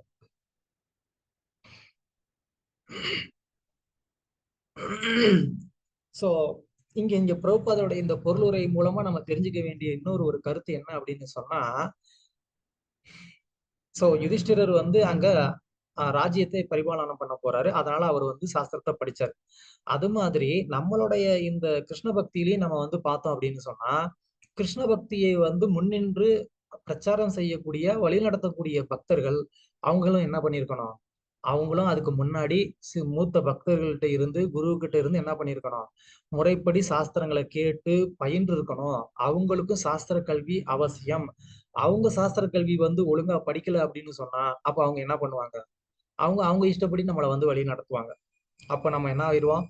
இந்த உன்னதமான கிருஷ்ண பக்திங்கிற ஒரு உயர்ந்த இலக்குக்கு வந்ததுக்கு அப்புறமா கூட ஒரு சரியான சாஸ்திர கல்வி இல்லாத ஒரு தலைவரை நம்ம பின்பற்றுறதுனால நம்ம என்ன ஆயிடுவோம்? அங்க இருந்து நம்ம டிவியேட் ஆயிரும். அது மிகப்பெரிய ஒரு லாஸ் ஆயிரும் நமக்கு. சோ அதனால நம்ம பின்பற்றக்கூடிய தலைவர் முக்கியமா அவர் இது போன்ற ஒரு குணங்களை கொண்டிருக்கிறாரான்னு நம்ம தெரிஞ்சிருக்கணும். இது நம்மளுடைய பொறுப்பு. இதுல இருந்து நம்ம எஸ்கேப் ஆக முடியாது. ஏன்னா யாரை சூஸ் பண்ணணுங்கிற ஒரு பொறுப்பு என்கிட்ட தான் இருக்கே தவிர அது எதிர இருக்கிற நபர்கிட்ட இல்ல. சோ நான் யாரையோ ஒருத்தரை சூஸ் பண்ணிட்டு நான் என்ன பண்ண முடியாது? நான் தப்பிக்க முடியாது. உதாரணம் சொல்லணும்னா, ஒரு 5 feet லென்த் வந்து இருக்கக்கூடிய ஒரு லேடர் நீங்க எடுத்துக்கிட்டீங்க.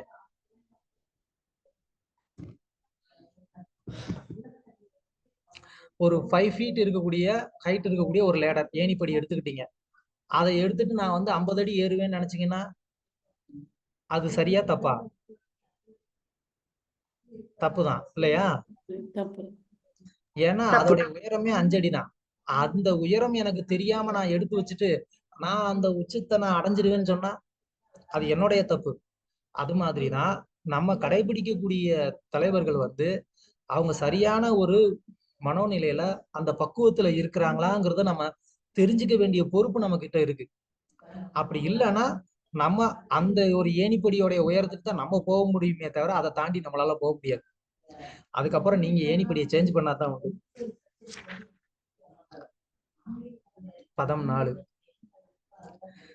காமம் வபஷ பர்ஜன்ய சர்வகாம துகாமகி சிசிசூஸ்ம பிரஜான் காவ பயோசோதஸ்வதீர் முதா. படிங்க மாதாஜி. படிக்கிறேன் பிரபு. மொழிபெயர்ப்பு. யுதிஷ்டிர மகாராஜனின் ஆட்சி காலத்தில் மேகங்கள் மக்களுக்கு போதுமான மழையை பொழிந்தன. பூமியோ மனிதனின் எல்லா தேவைகளையும் மிகுதியாக உற்பத்தி செய்தது. பசு அதன் பருத்த பால் சுரப்பிகளாலும் மகிழ்ச்சியான மனோநிலையினாலும் மேய்ப்பு நிலங்களை ஏரமாக்குவது வழக்கம். ஹரே கிருஷ்ணா பிரபு. சோ இப்போ யுதிஷ்டிரருடைய ஒரு ராஜ்யம் எப்படி இருந்தது அப்படிங்கிறதுக்கான சில உதாரணங்களை வந்து இன்னும் அடுத்து வரக்கூடிய சில ஸ்லோகங்கள்ல வந்து சொல்லுவாரு. சோ ஒரு பக்தருடைய ராஜ்யத்துல எந்த மாதிரியான வளங்கள் இருக்கும் அப்படிங்கிறத தான் இன்னும் வரக்கூடிய சில ஸ்லோகங்கள்ல வந்து சொல்ல போறாங்க. சோ இங்க வந்து யுதிஷ்டிரருடைய ஒரு ராஜ்யத்துல வந்து எப்படிலாம் இருந்திருக்கு அப்படின்னு சொன்னா,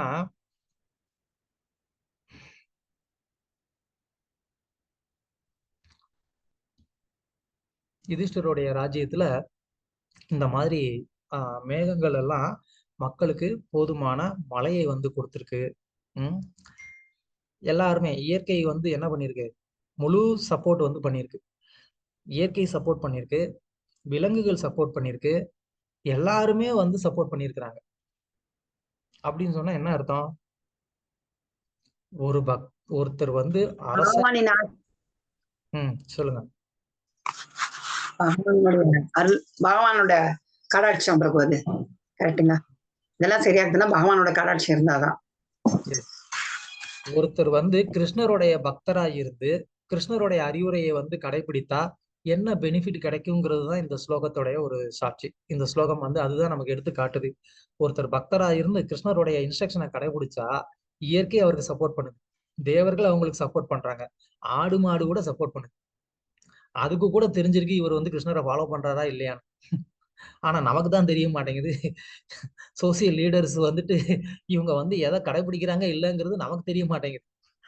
ஆனா ஆடு மாடுக்கெல்லாம் கூட தெரியுது. அதனாலதான் அது வந்து என்ன பண்ணுது, முன்னாடி எல்லாம் பசு மாடு வந்து அப்படியே எந்நேரமும் வந்துட்டு ஏதோ 24 hours வாட்டர் சர்வீஸ் கொடுக்குற மாதிரி வந்து மில்க் சர்வீஸ் கொடுத்துட்டு இருந்திருக்காங்க அவங்க எல்லாம். இன்னைக்கு வந்து ஒரு மாட்டுல வந்து நமக்கு 1 லிட்டர் 2 லிட்டர் கிடைக்கிறதே கஷ்டமா இருக்கு. நாட்டு மாடு எல்லாம் வளர்க்க மாட்டாங்க. ஏன்னு கேட்டா அது பால் அவ்வளவா கொடுக்காதுங்க, 1 லிட்டர் 2 லிட்டர் தாங்க கொடுக்கும். அது கொடுக்காம இருக்கிறதுக்கு காரணம் அது இல்லடா, நம்ம ஒழுங்கா தர்மப்படி இல்லாததுனால அது கொடுக்க மாட்டேங்குது. ஆட்சி பண்றவன் ஒழுங்கா தர்மப்படி இல்லாததுனால அது கொடுக்க மாட்டேங்குது. அது நமக்கு வந்து புரியல. சோ அது நம்ம இங்க இருந்து தெரிஞ்சுக்கலாம் இல்லையா?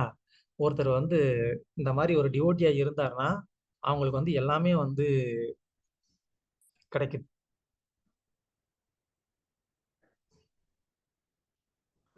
அதுக்கு ஒரு சிறந்த ஒரு உதாரணம் நம்ம வந்து சொல்லலாம், எப்படி விலங்குகள் கூட சப்போர்ட் பண்ணும் அப்படின்னு சொல்லி. நீங்க வந்து மகாபாரதத்துல படிச்சீங்கன்னா உத்தங்கர்னு ஒருத்தர் இருப்பார். அந்த உத்தங்கர் கிட்ட வந்து அவங்க குருவுடைய மனைவி வந்து ராஜா கிட்ட போய் வந்துட்டு அவங்க போட்டிருக்கிற கம்மல் எனக்கு வாங்கிட்டு வா அப்படின்னு சொல்லிடுவாங்க. இவங்க வந்து அதை போய் கேட்கறதுக்காக போயிருப்பாங்க. போயிட்டு வாங்கிட்டு வந்துருவாரு. அப்போ அந்த போற சமயத்துல வந்து ஒரு இந்திரன் தான் வருவாரு. எருமையோடைய ஒரு ரூபத்துல வந்து என்ன பண்ணுவாரு, நீ போறதுக்கு முன்னாடி வந்து இந்த மாட்டு சாணத்தை சாப்பிட்டு போ அப்படின்னு சொல்லுவாரு. அவருக்கு ஒண்ணுமே புரியாது, என்ன ஏதோ வந்து போறதுக்கு முன்னாடி 2 இட்லி சாப்பிட்டு போன்னு சொல்றாரு அப்படின்னு சொல்லி யோசிப்பாரு. அப்புறமா வந்து அந்த எருமையுடைய வடிவில் அந்த எருதோடைய வடிவில் இருக்கக்கூடிய அந்த எருது சொல்லும், உன் குரு இதை ஃபாலோ பண்ணியிருக்கிறாரு, நீ யோசிக்காத, இதை பண்ணு அப்படின்னு சொல்லி. ஸோ அதை செஞ்சுட்டு போனதுனாலதான் வந்து அவருக்கு அங்க வெற்றி கிடைக்கும். எனியோ ஸோ பாயிண்ட் என்ன அப்படின்னா, அந்த மாதிரி தர்மப்படி இருக்கிறவங்களுக்கு வந்துட்டு ஒரு தேவர்களும் உதவி பண்றாங்க, விலங்குகளும் உதவி பண்ணுது அப்படிங்கிறத நம்ம வந்து தெரிஞ்சுக்கலாம். ஓகே. ஸோ இங்க பொருளுரையில பிரபுபாதர் வந்து சொல்றாரு, ஃபர்ஸ்ட் பேரால பாருங்க. மாமிசம் மற்றும் மீன் அல்லது இரும்பு கருவிகள் மற்றும் இயந்திர சாதனங்கள் ஆகியவை ஒருவருக்கு ஒருபோதும் தேவையானவை அல்ல. அது ஏன் தேவையானது இல்ல அப்படின்னு கேட்டா, அது இன்னொரு ஒரு பொருளுரையில பிரபுபாதர் வந்து அதை நல்லா விளக்குறாரு. அதை நம்ம அங்க பார்க்கலாம். ஓகே. யுதிஷ்டிர மகாராஜன் ஆட்சி காலத்தில் உலகம் முழுவதிலும் ஒழுங்கான மழை பெய்தது. மழை மனித கட்டுப்பாட்டில் இல்லை. பகவானின் தொண்டரும் சொர்க்கராஜனுமான இந்திரன் தான் மலைக்கு அதிபதி. நம்ம வந்து இப்ப என்ன பண்றாங்க, இந்த நவீன யுகத்துல வந்து மழை வரணும்னா மேல போயிட்டு ஏதோ வந்து கெமிக்கல் பவுடர் போட்டு விட்டுறாங்க, உடனே வந்து மழை வந்துடுது. அதனால வந்து அந்த தண்ணி அப்புறமா அது என்ன கெமிக்கல் போட்டோம் தண்ணி வந்துச்சு அப்படின்னா என்னது, அது கெமிக்கல் வாட்டர். அந்த கெமிக்கல் வாட்டரை வந்துட்டு நம்ம யூஸ் பண்ணா என்ன ஆகும், அந்த கெமிக்கலோடைய விளைவுனால நமக்கு வியாதி தான் வரும். மக்களுக்கு அந்த அறிவு இல்லை, அதை வந்து பண்ணிட்டு இருக்காங்க. ஆனா அப்படி பண்ண வேண்டிய அவசியம் இல்லை, தானாவே மழை வரும். நம்ம வந்து தர்மப்படி ஆட்சி பண்ணா தானாவே வந்து மழை வரும். சரியான மழை அப்படின்னு சொல்றது என்ன அப்படின்னு சொன்னா, பிரபுபாதர் வந்து சொல்லியிருக்கிறாரு, இரவு 10 மணில இருந்து காலையில 4 மணிக்குள்ள பெய்யக்கூடியதுதான் சரியான மழை. ஏன் அப்படின்னு கேட்டா, மழை வந்து எப்பயும் யாரையும் வந்து டிஸ்டர்ப் பண்ணக்கூடாது. அது வந்து தினசரி நடவடிக்கைகளை வந்து டிஸ்டர்ப் பண்ணாம பெய்யக்கூடிய ஒரு மழை தான் சரியான மழை, சாத்வீகமான மழைன்னு பிரபுபாதர் வந்து சொல்லியிருக்காரு. இந்த மாதிரி நமக்கு இப்போ வந்து பகல்ல வரக்கூடிய மழைலாம் வந்துட்டு சரியான ஒரு மழை கிடையாது. இதெல்லாம் காலம் தவறி வரக்கூடிய ஒரு மழை. எதனால அப்படின்னு கேட்டா, நமக்கு வந்து தர்மப்படி இல்லாததுனால மழை வந்து அதோட இஷ்டத்துக்கு வருது, இல்ல அதிகமா வர மாட்டேங்குது, கம்மியா மழை பெய்யுது, இப்படிலாம் வந்து பல பிரச்சனைகள் இருக்கு. ஓகே. அரசரும் அவரது பிரஜைகளும் பகவானுக்கு கீழ்ப்படிந்து நடக்கும் பொழுது ஒழுங்காக மழை பொழிகிறது. அவ்வளவுதான், ரொம்ப சிம்பிள். அதுக்கப்புறம் என்ன ஆகுது, மேலும் நிலத்தில் உற்பத்தியாகும் எல்லா வகையான விளைச்சல்களுக்கும் இந்த மலைகளே காரணமாகும். ஒழுங்கான மலைகள் போதுமான தானியங்கள் மற்றும் பழங்கள் ஆகியவற்றின் உற்பத்திக்கு உதவியாக உள்ளன. ஆனால் அவை வானியல் சக்திகளுடன் கலக்கும் பொழுது ஏராளமான விலை உயர்ந்த கற்களும் முத்துக்களும் உற்பத்தி ஆகின்றன. ஸோ பிரபுபாதர் எவ்வளவு பெரிய சயின்ஸ் வந்து எழுதியிருக்கிறாருன்னு பாருங்க. எப்படி வந்து ஜெம்ஸ், பேர்ல்ஸ் இதெல்லாம் வந்து எப்படி வந்து உருவாகுது அப்படின்னு சொல்லி பிரபுபாதர் இங்க வந்து சொல்றாரு. ஸோ நல்ல சரியான ஒரு மழை, அதன் மூலமா வந்து தானியங்கள், பயிர்கள், பழங்கள்லாம் விளைந்தது அப்படின்னு சொன்னா அதோடைய சுவையே தனியா இருக்கும். நீங்க இங்க இருக்கிறவங்கள எவ்வளவு பேர் கிராமத்து பேக்ரவுண்ட்ல இருந்து வந்திருப்பீங்கன்னு தெரியல.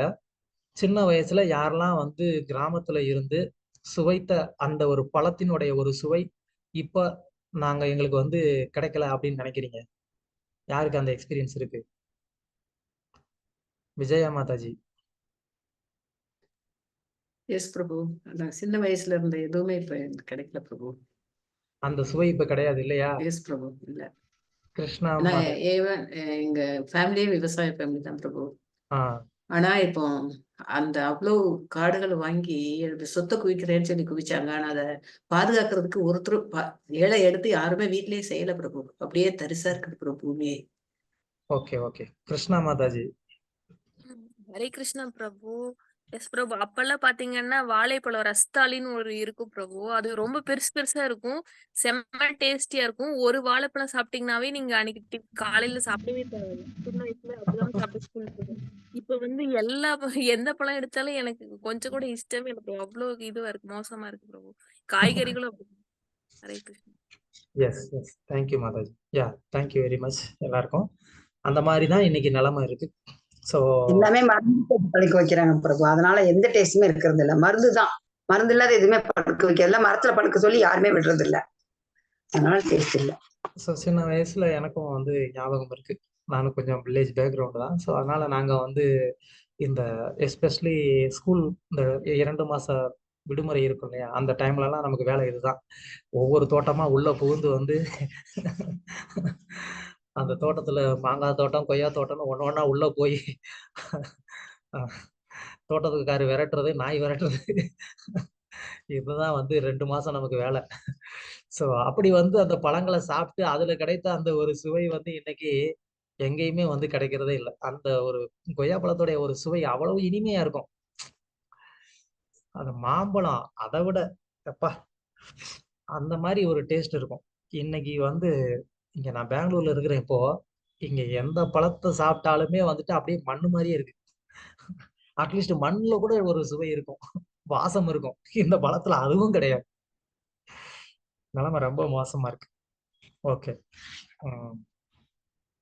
யா.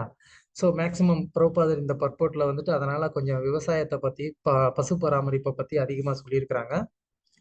ஓகே, அதனால நம்ம அடுத்த ஸ்லோகத்துக்கு போகலாம். ஸோ பதம் 5. நத்ய சமுத்திர கிரய ஸ்வனஸ்பதி விரோதக பலந்தி ஓஷதய சர்வா காமம் அன்ருத தஸ்யவை.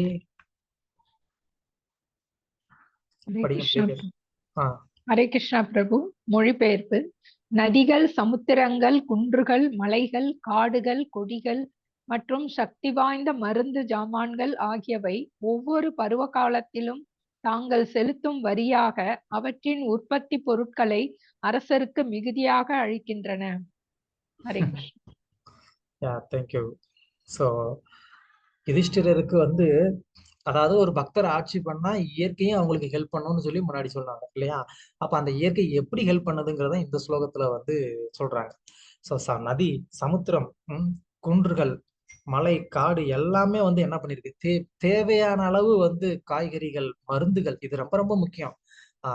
ஒரு விஷயம் சொல்லணும்னா, முன்னாடி யாகத்திற்காக பயன்படுத்தின சமித்துகளுடைய எண்ணிக்கை ரொம்ப அதிகம்.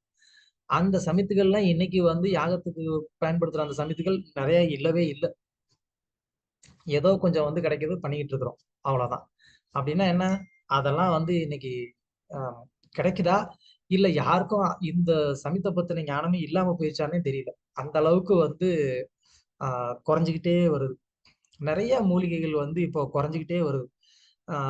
எதனால அப்படின்னு கேட்டா, தர்மப்படி ஒருத்தர் ஆட்சி பண்ணலாம் அப்படின்னு சொன்னா பூமி என்ன பண்ணாது, அது தானாவே வந்து தன் கொடுக்கக்கூடிய அந்த செல்வத்தை வந்து என்ன பண்ணிடும், அது வித்ட்ரா பண்ணிக்கும், உள்ள இழுத்துக்கும். அப்ப நம்ம என்ன பண்றது? எனியோ, சோ இங்க வந்து நம்ம தெரிஞ்சுக்க வேண்டிய விஷயம் என்னன்னா, யுதிஷ்டிர மகாராஜர் வந்து ராஜாவா இயற்கையே ஏத்துக்கிட்டு இருக்கு. அதனாலதான், அதாவது என்ன, இயற்கை வந்து சென்ஸ் பண்ணுது யார் என்னைய ரூல் பண்றாங்க அப்படின்னு. ஓ யுதிஷ்டிரரா, அப்ப எல்லாம் கொடுங்க அப்படின்னு சொல்லி வந்து இயற்கையை வந்து என்ன பண்ணுது, எல்லா விதமான செல்வத்தையும் வாரி வழங்குது. அதனாலதான் இங்க வந்து என்ன சொல்றாங்க, இயற்கையே அந்த ராஜாவுக்கு வரி கட்டுற மாதிரி என்ன பண்ணிருக்கு, எல்லாத்தையும் கொடுத்துருக்கு. அப்ப யாரு வரி கட்டுவா? பிரஜைகள் தான் வரி கட்டுவாங்க. அப்படின்னா யுதிஷ்டிரருடைய ராஜ்யத்துல அந்த இயற்கை தன்னையும் ஒரு பிரஜையா நினைச்சுக்கிட்டு இருக்கு. அந்த அளவுக்கு வந்து ஒரு தர்மவான் ஆட்சி பண்ணாருன்னா அந்த இயற்கையே வந்து என்ன பண்ணுது, அவரை ராஜாவை ஏத்துக்குது. அவரை ராஜாவை ஏத்துக்கிட்டு தன்னை வந்து ஒரு பிரஜையா நினைச்சுக்குது. அப்ப நானும் ஒரு பிரஜை தான், அந்த ராஜாக்கு நான் கொடுக்க வேண்டிய வரியை நான் கொடுக்கணுமே அப்படின்னு சொல்லி அந்த இயற்கை வந்து கொடுக்குது. சோ அதுதான் வந்து தர்மப்படி நடக்கிறதோடைய ஒரு பெனிஃபிட் வந்து பாருங்க. ஜஸ்ட் நீ வந்து ஒரு தர்மவானா இரு போதும். நீ பக்தனா இருக்கணும் கண்டிப்பா, ஆனா குறைஞ்சபட்சம் தர்மவானாவது இருந்தா கூட இயற்கை நமக்கு வேணுங்கிறத வந்து கொடுக்கும். இன்னைக்கு அதுவும் கூட இல்லை. சோ அதுலயும் பக்தனா வேற இருந்தோம் அப்படின்னு சொன்னா போனஸ், டபுள் போனஸ், நமக்கு எல்லாமே கிடைக்கும். சோ அதனால வந்து நம்ம நினைச்சுக்க கூடாது இந்த இயற்கைக்கு வந்து என்ன தெரியும், அது வந்து ஜஸ்ட் நம்ம ஏதாவது போட்டா கொடுக்கதான் செய்யணும் அப்படின்னு நம்ம நினைச்சுக்கோம். நோ, அது வந்து மதர், அம்மா இல்லையா, பூதேவி அப்படின்னு தான் நம்ம வந்து சொல்றோம். எர்த்து, அதாவது இந்த பூமியில இருக்கக்கூடிய எல்லாமே வந்து பூமாதேவியுடைய ஒரு எக்ஸ்பென்ஷன் தான், அவங்களுடைய ஒரு சக்தி தான். அப்போ இந்த பூமியில விளையக்கூடிய எதையுமே வந்து அவங்க வந்து என்ன பண்ணிக்க முடியும், அவங்க வந்து திரும்ப அதை வேணும்னா வந்து உள்வாங்கிக்க முடியும். சோ அதனால நம்ம வந்து ஒரு விஞ்ஞான முறையை பயன்படுத்தி ஒரு பெஸ்டிசைடு போட்டு ஹைபிரிட் பண்ணி அது இதுன்னு பண்ணி நம்ம வந்து எல்லாமே வந்து விளைய வச்சுக்கலாம்னு நம்ம நினைக்கலாம். அதுவும் கொஞ்ச காலம் தான் நடக்குமே தவிர அதுக்கப்புறம் அது எதுவுமே நடக்காது, நம்ம ஒன்றும் பண்ண முடியாது. ஸோ அதனால இயற்கைக்கும் வந்து சென்ஸ் இருக்கு. பூமாதேவி வந்து பார்த்துட்டே இருப்பாங்க, தப்பா ஆட்சி பண்ணானா கொடுக்க மாட்டாங்க. ஓகே, ஸோ ப்ரோபரா தான் வந்து இங்க பொருளுரையில வந்து சொல்றாங்க. அதாவது கருவி மற்றும் இயந்திரங்களின் பலத்தை கொண்டு நமது சொந்த முயற்சியால் பொருளாதாரத்தை உயர்த்துவது அனைத்தும் ஆகிவிடாது. நம்ம ஜஸ்ட் வந்து இந்த மாதிரி வந்து என்ன பண்ணலாம், நிறைய வந்து இயந்திரங்களை வச்சு விவசாயத்தை வந்து ரொம்ப பெரிய இன்னைக்கு ஃபாரின் கண்ட்ரீஸ்ல எல்லாம் பாத்தீங்கன்னா அப்படியே வந்து ஆயிரக்கணக்கான ஏக்கர்ல வந்துட்டு ஒரு விவசாயம் பண்ணுவாங்க. ஹெலிகாப்டர்ல போய் மருந்து போடுவாங்க. அது பாக்குறதுக்கே நமக்கு ரொம்ப வந்து ஆச்சரியமா இருக்கும். விவசாயம் இப்படிலாமாப்பா பண்ணுவீங்க? நாங்க எங்க ஊர்ல வந்துட்டு ஒரு மாட்டு வண்டியில தான் போய்கிட்டு இருப்போம். அந்த மாதிரி வந்து பார்த்துட்டு இதை பாக்குறதுக்கு நமக்கு பிரமிப்பா தெரியும். ஆனா அது வந்து என்னன்னா அந்த மாதிரியான ஒரு விவசாயம் மட்டுமே நம்மளுடைய பொருளாதாரத்தை உயர்த்திரும் அப்படின்னு நம்ம நினைக்க கூடாதுன்னு பிரபுபாதர் இங்க சொல்றாரு. ஏன் அப்படி சொல்லணும்னா, இப்போ சயின்டிபிக்கலி இட் இஸ் ப்ரூவன். என்ன அப்படின்னு கேட்டா, இப்ப இந்த மாதிரி வந்து பூமியை அதிகமா விளைய வைக்கிறாங்க இல்லையா, ஒரு ஹைபிரிடான சீட்ஸ் போட்டுட்டு அதிகமா வந்து விளைய வைக்கிறாங்க, பெஸ்டிசைட்ஸ் போட்டு அதிக மகசூல் வேணுங்கிறதுக்காக அப்படி பண்றாங்க. அதனால என்ன ஆகும் அப்படின்னு கேட்டா, அந்த நிலம் வந்து 10 வருடங்கள்லயே மலட்டுத்தன்மையை அடைஞ்சிருமா. இது வந்து உண்மையிலே ரிசர்ச்ல வந்து ப்ரூவன் ஆயிருக்கு. அதனால ஒரு மினிமம் ஒரு 10 வருஷம் 15 வருஷத்துக்குள்ளேயே அந்த நிலம் வந்து மலட்டுத்தன்மை ஆயிரும். அதுல என்ன போட்டாலும் வராது. இன்னைக்கும் வந்துட்டு ஐ திங்க் அமெரிக்கால இருக்கலாம்னு நினைக்கிறேன், நான் மறந்துட்டேன். ரொம்ப நாளைக்கு முன்னாடி அந்த ஒரு ரிசர்ச் வீடியோ நான் பார்த்தேன். அவங்க வந்து காமிக்கிறாங்க, ஆயிரக்கணக்கான ஏக்கர்ல ஏற்கனவே இவங்க வந்து இந்த மாதிரி வந்து பயிரிட்டு, அது வந்து பூவா இருக்கலாம், இல்ல காய்கறியா இருக்கலாம், இல்லைன்னா வந்து மரமா இருக்கலாம். சில நேரம் வந்து இந்த பேப்பர் ப்ராடக்ட் பண்றதுக்கு வந்து என்ன தேவை, மரக்கூழ் தான் தேவை. ஸோ அதுக்காகவே வந்து மரத்தை வளர்க்குறதுக்குன்னு வந்துட்டு அது ஒரு தனியா பிசினஸ் இருக்கு. ஸோ அதுலலாம் பாத்தீங்கன்னா இந்த மாதிரி வந்து ஹைபிரிடை போட்டு அவங்க வந்து வேக வேகமா மரத்தை வளர வச்சு எல்லாம் பண்ணி 10 வருஷத்துக்கு அப்புறம் அந்த இடத்துல எதுவுமே வளராது. அதுக்கப்புறம் அவங்க அந்த இடத்த விட்டுட்டு வேற இடத்துக்கு போயிடுவாங்க.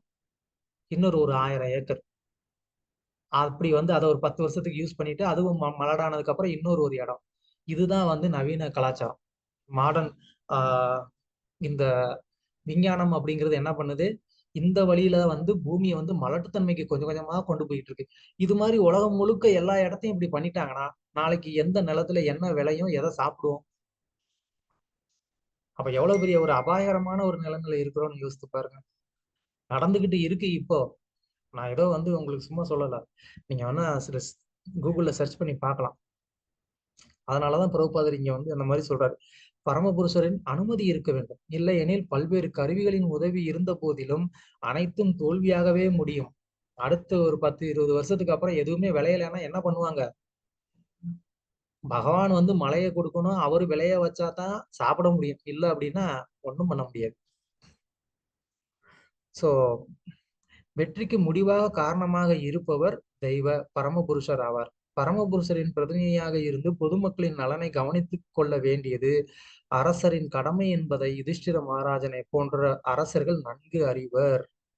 அதுதான் வந்து உண்மையான அரசனுடைய கடமை. அப்புறமா வந்துட்டு அந்த மாதிரி வந்து அந்த அப்படி இருந்தாருன்னா அந்த நாடு வந்து பரமபுருஷருக்கு தான் சொந்தம் அப்படின்னு இங்க பிரபுபாதர் வந்து சொல்றாரு. அப்படி இருக்கும்போது நதி, சமுத்திரம், காடு, மலை மற்றும் மூலிகைகள் போன்றவை மனிதனால் உண்டாக்கப்பட்டவை அல்ல, அவை பகவானின் படைப்புகளாகும். அப்ப பகவான் வந்து என்ன பண்ணுவாரு, அவருக்கு பிடிச்சவங்க ஆட்சி பண்ணா எல்லாத்தையும் ப்ரொடியூஸ் பண்ணுவாரு, பிடிக்காதவங்க ஆட்சி பண்ணா எல்லாத்தையும் உள்ள கூப்பிடுவாரு. அவ்வளவுதான், ஒண்ணும் கிடைக்காது. சோ நீங்க தமிழ்ல ஒரு சிறந்த ஒரு பெரிய அரசியல்வாதியோடைய ஒரு வசனம் கேட்டிருப்பீங்க, மக்களால் நான், மக்களுக்காகவே நான் அப்படின்னு சொல்லி. அவங்க பிரபுபாதர் வந்து பொருளுரையில அப்பயே சொல்லிட்டு போயிட்டாரு. பிரபுபாதர் இந்த பர்போட் எழுதுனது எப்போ, அதெல்லாம் வந்து பிரபுபாதர் அமெரிக்காவுக்கு போறதுக்கு முன்னாடி இந்த பர்போட் எழுதிட்டாரு. என்ன சொல்றாங்க, அனைத்தும் மக்களுக்காகவே உள்ளன, எனவே அரசாங்கமும் மக்களுக்காகவே உள்ளது, மக்களாலேயே அது நடத்தப்படுகிறது. சோ பிரபுபாதர் அப்பயே சொல்லிட்டாரு, மக்களாலதான் அரசாங்கம், மக்கள் தான் அரசாங்கம், மக்களுக்காக தான் அரசாங்கம். ஸோ அதுதான் வந்து கரெக்ட். ஆனா இன்னைக்கு வந்து யாரை பத்தியும் கவலைப்படுறதே இல்லை. ஆட்சியில் இருக்கிறவங்க என்ன பண்றாங்க, விவசாய நிலத்துல வந்து ஏதாவது வந்து ஒரு பெரிய ஒரு ஃபேக்டரியை வந்து ஆரம்பிக்கிறதுக்கு சாங்ஷன் பண்ணி கையெழுத்த போட்டு கொடுத்துட்டு போயிடுறான். விவசாய நிலத்துல வந்து கம்பெனி ஆரம்பிக்கிறதுக்கு என்ன அவசியம் இருக்கு? ஊர்ல எவ்வளவோ தரிசு நிலம் இருக்கு, அங்க போய் வந்து கம்பெனி ஆரம்பிய. ஏர்போர்ட் போடணும், விவசாய நிலம் தான் அதுக்கும் வேணும். எல்லாத்துக்கும் விவசாய நிலத்தை தான் பிடிக்கணும். என்ன காரணம் அப்படின்னு சொன்னா, இந்தியா விவசாயத்தின் மூலமா ஸ்ட்ராங்கா இருக்கு. அப்ப என்ன பண்ணணும், கம்பெனியா கொண்டு வந்து விவசாய நிலத்துல போடு, விவசாயத்தையே பண்ண விடாத, பாலாக்கு, அப்புறமா சாப்பாடுக்கு நம்ம கிட்ட வந்து நிக்கணும். அதுதான் அவங்களுடைய பிளான். இது வந்து அரசியல்வாதிகள் என்ன பண்றாங்க, அவங்க கிட்ட கோடிக்கணக்கா காசை வாங்கிட்டு ஓகே பண்ணிட்டு போ, எனக்கு என்ன, என் குடும்பத்துக்கு கோடிக்கணக்கில் காசு இருக்கு, நாங்க தப்பிச்சுக்கோம். அதனால அவங்களுக்கு ஒன்றும் பிரச்சனை இல்லைன்னு சொல்லி அவங்க வந்து கையெழுத்து போட்டு கொடுத்துடுறாங்க. இப்படி ஆளுங்க கிட்ட தான் நம்ம மாட்டிட்டு உட்காந்துட்டு இருக்கிறோம். ஆனால் இவற்றின் அடிப்படையில் புதியதொரு மனித வர்க்கத்தை இப்பொழுது உண்டாக்குவதற்கு உலகம் மீண்டும் யுதிஷ்டிர மகாராஜனை அல்லது பரிஜித் மகாராஜனை போன்ற அரசர்களின் அடிச்சுவடிகளை பின்பற்ற வேண்டும். அப்பனாதான் அது சாத்தியம். இல்லை அப்படின்னா அது சாத்தியம் கிடையாது. பகவானின் ஆணையால் அனைத்தும் போதுமான அளவு உள்ளன. மேலும் மனிதனுக்கும் மிருகத்திற்கும் இடையிலோ அல்லது மனிதனுக்கும் இயற்கைக்கும் இடையிலோ விரோதம் இல்லாமல் வசதியோடு வாழ இப்பொருட்களை நாம் சரியாக உபயோகித்துக் கொள்ள வேண்டும். நல்ல ஒரு வரி வந்து பிரபுபாதர் வந்து பயன்படுத்தி இருக்கிறாரு. மனிதனோட இயற்கைக்கும் இல்ல மனிதனோட மிருகத்துக்கும் எந்த விதமான ஒரு ப்ராப்ளமும் வராத மாதிரி வந்து என்ன இருக்கணும், ஆட்சி இருக்கணும். ஆனா இப்ப என்ன நடக்குது, இயற்கையை பாதிக்கிறோம், நம்மளுடைய செயல்கள் எல்லாம் இயற்கையை வந்து பாதிக்குது, அதனாலதான் உலகம் வெப்பமயம் ஆகுதுன்னு சொல்லிக்கிட்டு இருக்காங்க. மிருகத்தை பாதிக்குது. எவ்வளவோ விலங்குகள் இன்னைக்கு வந்து குறைஞ்சிருச்சு. இல்லைன்னு சொல்லலாம். உதாரணத்துக்கு சொல்லணும்னா, ஊர் பக்கம்லாம் முன்னாடி எல்லாம் வந்து கழுதை இருந்துச்சு. இன்னைக்கு கழுதையை வந்து படத்துலதான் காமிக்கணும், இதுதான்ப்பா கழுதை அப்படின்னு சொல்லி. கழுதையே இல்லை ஊர் பக்கம். ஏன்னா எல்லாத்தையும் வந்து காலி பண்ணிட்டாங்க. இதுல இன்னொரு ஒரு ட்ரிக்கு என்ன அப்படின்னு கேட்டா, ஊர் பக்கம்லாம் முன்னாடி வந்து பண்ணியிருக்கோம். அதை வந்து என்ன பண்ணிட்டாங்க, இது இருந்தா அவங்களுக்கு வந்து தொழில் ரீதியா ப்ராப்ளம் அப்படின்னு பன்னி மூலமா பன்றி காய்ச்சல் ஒண்ணு வருதுன்னு சொல்லி ஒன்ன வந்து வர வச்சு அதை பரப்பி அந்த பன்றிங்கிற ஒரு இனத்தையே வந்து மொத்தமா வந்து அழிக்க வச்சு ஊருக்குள்ள அந்த ஒரு இனமே வந்து கிடையாது. அது இயற்கை சுழற்சிக்காக அந்த ஒரு ஜீவராசியும் தேவை. அது இல்லை அப்படின்னு சொன்னா இப்ப வந்து என்ன ஆகிட்டு இருக்கு. அதனால இன்னும் நிறைய பிரச்சனை இருக்கு, அதுக்குள்ள இப்ப போக விரும்பல. அப்ப என்ன சொல்ல வரேன் அப்படின்னு சொன்னா, இந்த நவீன விஞ்ஞானத்தின் மூலமா அவங்க வந்து என்ன பண்ண பாக்குறாங்க, இயற்கை சுழற்சியை வந்து ஸ்டாப் பண்ணணும், எல்லாத்துக்கும் வந்துட்டு சில நாடுகளையே நம்பி இருக்கணும் அப்படின்ற ஒரு கட்டத்துக்கு வந்துட்டு இவங்க நகர்த்திட்டு போயிட்டு இருக்கிறாங்க. நம்ம யாருமே உண்மையிலேயே ரியலைஸ் பண்றதே இல்லை. ஓ பண்ணி இருந்தா காய்ச்சல் வருமோ, அப்ப பேசாம வந்து காலி பண்ணிருங்க அப்படின்னு சொல்லிட்டு நம்மளும் வந்து என்ன பண்ணிட்டு இருக்கோம், வேடிக்கை பார்த்துக்கிட்டு இருக்கிறோம். ஊருக்குள்ள முன்னாடி வந்து ஓடி ஓடி வந்து சுடுவாங்க, யாரும் வந்து ஊருக்குள்ள பண்ணி வளர்க்கக்கூடாது அப்படின்னு சொல்லி. அது எதுக்காக அப்படின்னு சொன்னா, இப்படி ஒரு மாடர்ன் கல்ச்சரை உள்ள கொண்டு வரணும் அப்படின்னு சொன்னா இந்த இன்ஃப்ராஸ்ட்ரக்சரை வந்து என்ன பண்ணணும், காலி பண்ணணும். நேச்சுரலாவே நம்ம கிட்ட இருக்கக்கூடிய ஒரு இன்ஃப்ராஸ்ட்ரக்சரை அதை வந்து பிரேக் பண்ணணும். அப்பனாதான் என்ன பண்ணுவோம், நம்ம இந்த கல்ச்சருக்கு நம்ம மாறுவோம். அதுதான் அவங்களுடைய பிளான். பாகவதம் பேசுறேன்னா அரசியல் பேசுறேன்னா உங்களுக்கு சந்தேகமா இருக்கு.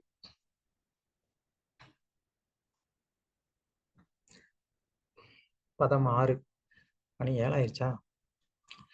நாதயோ யதாய கிளேஷா தெய்வ பூதாத்மஹேதவ அஜாத சத்ரௌ அபவன் ஜந்துநாம் ராஜ்னீகர்கிஷித்.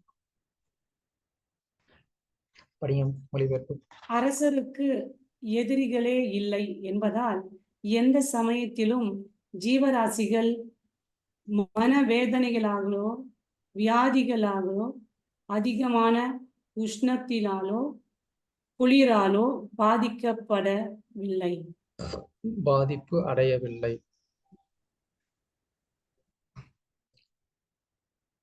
ஓகே, ஸோ இப்போ அவர் ஆட்சி பண்ணாரு அப்படின்றத சொன்னாங்க. அவருடைய ஆட்சியில எப்படி வந்து இயற்கையை சப்போர்ட் பண்ணுதுன்னு சொன்னாங்க. அதுக்கப்புறமா அந்த ஆட்சியில இருந்தக்கூடிய மக்கள் அவங்க வந்து எப்படி இருந்தாங்க, அவங்க சந்தோஷமா இருந்தாங்களா இல்லையா, அது நமக்கு வந்து இப்போ தெரியணும். ஸோ அதை தான் வந்து இந்த ஸ்லோகத்தின் மூலமா வந்து சொல்றாங்க. அங்க இருந்த மக்கள் வந்து எப்படி இருந்தாங்க, அந்த ராஜா எப்படி இருந்தாரு. ஸோ அதுதான் இந்த ஸ்லோகத்துல வந்து சொல்றாங்க. அஜாத சத்ரவ். அஜாத சத்ரவ் அப்படின்னு சொன்னா எதிரிகளே இல்லாதவர் அப்படின்னு சொல்லி அர்த்தம். எதிரிகளே இல்லாதவர் அப்படின்னு சொன்னா வெளி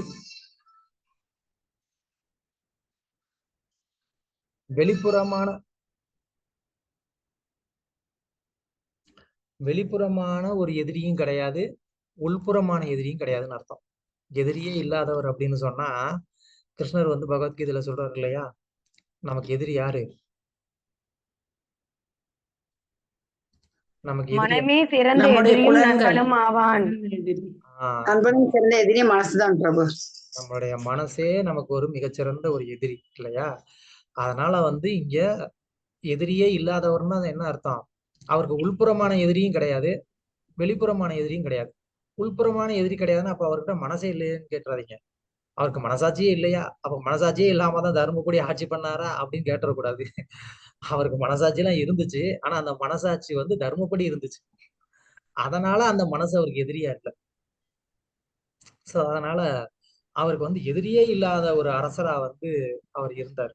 எப்படி உள்ளுக்குள்ள இருக்கிற எதிரியை கண்ட்ரோல் பண்ணலாம், ஓகே, ஏன்னா அது நம்ம கிட்ட இருக்கு, கண்ட்ரோல் பண்ணிக்கலாம். வெளியில இருக்கிற எதிரி கண்ட்ரோல்ல இல்லையே, அவரை எப்படி நம்ம வந்து கண்ட்ரோல் பண்றது அப்படின்னு கேட்டா, இவர் யாரையும் எதிரியா பாக்குறதே இல்லை. யாராவது வந்து இவரை வந்து எதிரியா நினைச்சா கூட இவர் வந்து என்ன பண்ணுவாரு, அங்க போய் அவங்க கூட நல்லா சமாதானமா சந்தோஷமா வந்து பேசி என்ன வேணுமோ கொடுத்துட்டு வந்துருவாரு. எதிரியா நினைச்சா தானே நம்ம கொடுக்க மாட்டோம். இப்ப நான் வந்து என்ன பண்றேன், இந்திரா மாதாஜி கிட்ட வந்து எனக்கு வந்துட்டு ஒரு 1 கோடி தேவை மாதாஜின்னு நான் கேக்குறேன். இப்ப மாதாஜி வந்து எனக்கு கொடுப்பாங்களா மாட்டாங்களா? பிரபு இருந்தா குடிப்பேன் பிரபு. பயப்படாதீங்க. பிரபு ஒரு பேப்பர்ல எழுதி கொடுத்துருவாங்க நீங்க பிரபு. கொடுக்க கோவில் தானே மாட்டேன்லாம் சொல்ல பிரபு. மாட்டாங்க. மாதாஜி வந்து என்ன கிளாஸ் எடுக்கிறாரா, டொனேஷன் கலெக்ஷன் பண்றாரா அப்படின்னு நினைக்கிறாங்க. கொடுக்க மாட்டாங்க பிரபு. அம்மனுக்கு 7 பிள்ளை கொடுத்தாலும் உற்றாருக்கு 1 பிள்ளை கொடுக்க மாட்டாங்கன்னு நாங்க எந்த பிசினஸ் பண்ணி லாஸ் ஆனாலும் கவலை இல்லை, ஆனாலும் இந்த மாதிரி கொடுக்க மாட்டோம். சாரி உண்மையான கருத்து சொல்லுங்க. அப்படி ஒரு உயர்ந்த கொள்கையோட இருக்கிறோம் நாம. பரவாயில்ல. சோ நம்ம கண்டிப்பா கொடுப்போம். எப்போ நமக்கு வந்து நெருக்கமானவங்களா இருக்கிறாங்களோ, நமக்கு ரொம்ப விருப்பமானவங்களா இருக்கிறாங்களோ, அப்போ அவங்களுக்கு ஏதாவது ஒண்ணுன்னா அப்போ அதை அவங்கள காப்பாத்துறதுக்காக நம்ம என்ன பண்ணுவோம், நம்ம வந்து கொடுப்போம். ஆமாம் பிரபு. எஸ் பிரபு, கொடுக்கிறோம் பிரபு. மாதிரியான ஒரு ஆள் கிடையாது, அதனால எனக்கு கொடுக்க மாட்டீங்க. ஓகே. சோ அதனால யுதிஷ்டிரர் வந்து என்ன பண்றாரு, யுதிஷ்டிரர் வந்து அப்படி வந்து தனக்கு பிடிக்காதவன்னு ஒருத்தரை வந்து நினைக்கிறதே கிடையாது. அப்பனா தானே இவனுக்கு நான் எதுக்கு கொடுக்கணும்னு நினைக்கணும். சோ யுதிஷ்டிரர் அந்த மாதிரி நினைக்கிறது இல்லை. எனக்கு இவன் பிடிக்காதவன்ப்பா, வேண்டாதவன்ப்பா, அவனை முன்னாடி கூட்டு வராதீங்க அப்படின்னு வந்து சொல்றதே இல்லை. யாரும் அப்படி நினைக்கிறதும் இல்லை அவரு. அதனால யாராவது ஏதாவது தேவை அப்படின்னு சொன்னா உடனே கொடுத்துறாரு. கொடுத்ததுக்கு அப்புறமா எங்க வந்து சண்டை வரப்போகுது, அவங்க ஏன் எதிரி ஆவாங்க, ஆக போறது இல்லை. அதனால வந்து வெளிப்புறமான எதிரியும் வந்து கிடையாது. அப்புறமா அவருடைய ராஜ்யத்துல இருந்த மக்களுக்கு வந்து என்ன கிடையாது, ரொம்ப முக்கியமா மனவேதனை அப்படிங்கிறதே கிடையாது. மனவேதனையில வியாதியே இல்லையா பாருங்க. அந்த காலத்துல மெடிக்கல் ஃபீல்டுல எவனா வச்சிருந்தான்னா ரொம்ப கஷ்டப்பட்டு இருந்திருப்பான். ஒரு பிசினஸும் கிடையாது அவனுக்கு. வியாதி இருந்தா தானே. இன்னைக்கு வந்து வியாதி அவங்களே வந்து அனுப்பிச்சு விடுறாங்க இல்லையா. அவங்களே வந்து ஏதாவது ஒரு ரூபத்துல அனுப்பிச்சு விட்டுட்டு பிசினஸ் பண்ணிக்கிறாங்க. இந்த வியாதி வந்துருச்சா, அதுக்கு என்கிட்ட மருந்து இருக்கு, வாங்கிக்கிறீங்களா அப்படின்னு சொல்லி. அந்த மாதிரி வந்து இப்ப நிலைமை ஆயிப்போச்சு. அதுவும் அரசாங்கத்துக்கு தெரிஞ்சேதான் நடக்குது. இதுல வந்து வருத்தப்பட வேண்டிய விஷயம் என்ன அப்படின்னு கேட்டா, அரசாங்கத்துக்கு தெரிந்தேதான் அந்த வியாதி வந்து வருது. நீங்க வந்து சொன்னா நம்ப மாட்டீங்க. கொஞ்ச நாளைக்கு அதாவது இந்த கொரோனா வர்றதுக்கு முன்னாடியே யாரோ ஒருத்தர் வந்து சொன்னாருன்னு நினைக்கிறேன். யார் அது, பெரிய ஆளு, பில்கேட்ஸா யாரோ ஒருத்தர் சொன்னாருன்னு சொல்லி சொன்னாங்க. இந்த மாதிரி வந்து ஒரு பெரிய வியாதி வரப்போது, எல்லாரும் வந்து சேஃப்டியா இருந்துக்கோங்க அப்படின்னு சொல்லி. இது வந்து வேர்ல்டு ஹெல்த் ஆர்கனைசேஷனுக்கும் தெரியுமா, WHO சொல்லிட்டு ஒண்ணு இருக்கு, அவங்களுக்கும் தெரியும். அப்ப இதை பண்றதுக்கு முன்னாடி அவங்களுக்கு கொஞ்சம் லஞ்சத்தை கொடுத்துருக்குறாங்க. இவ்வளவு பெரிய வியாதியை நாங்க பரப்ப போறோம், நீங்க கண்டுக்காதீங்க அப்படின்னு சொல்லி. அதை வச்சு பெரிய பிசினஸ்.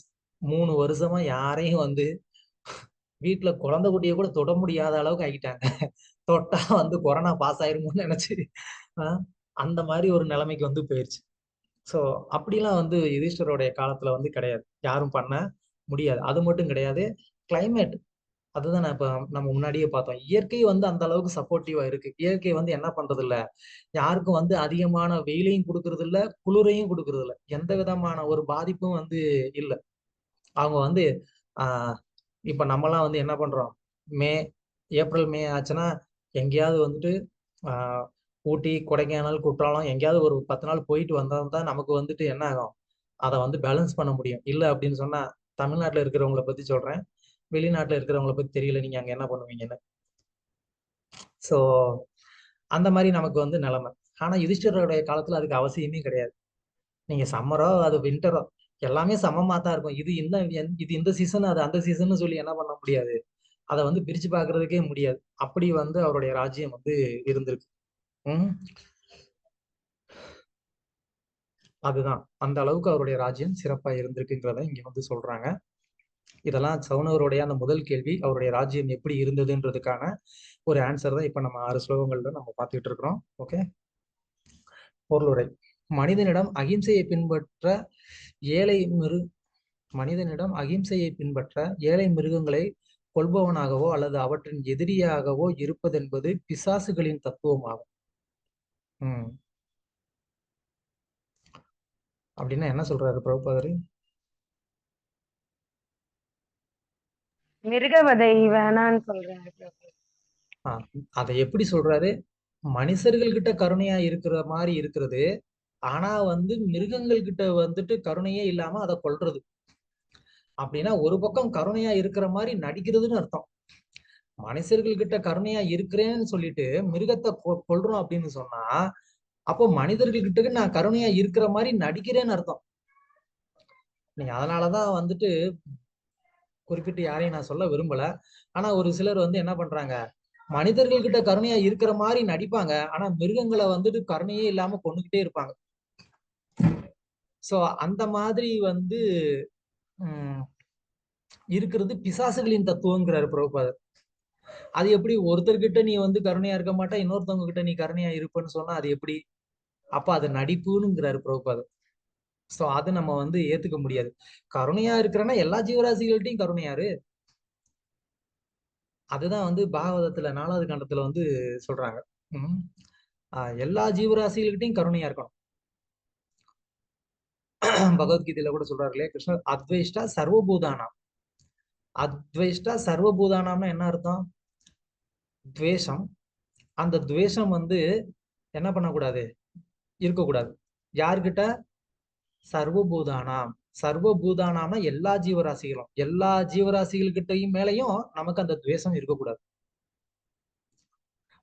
மைத்திர கருணை ஏவச்ச அப்படின்னா எல்லா ஜீவராசிகள்கிட்டையும் ஒருத்தர் வந்து நட்பா இருக்கணும். அப்ப நட்பா இருக்கும்போது கொல்ல முடியுமா? நம்ம யாராவது ஒருத்தர்கிட்ட நல்லா நட்பா பழகிட்டு நாளைக்கு நான் வந்து உன்னை கொல்ல போறேன்ப்பா நம்ம நட்புக்காக அப்படின்னு சொன்னா அது எப்படி இருக்கும்? அது வந்து உண்மையான நட்பா? அமிர்தமயி மாதாஜி.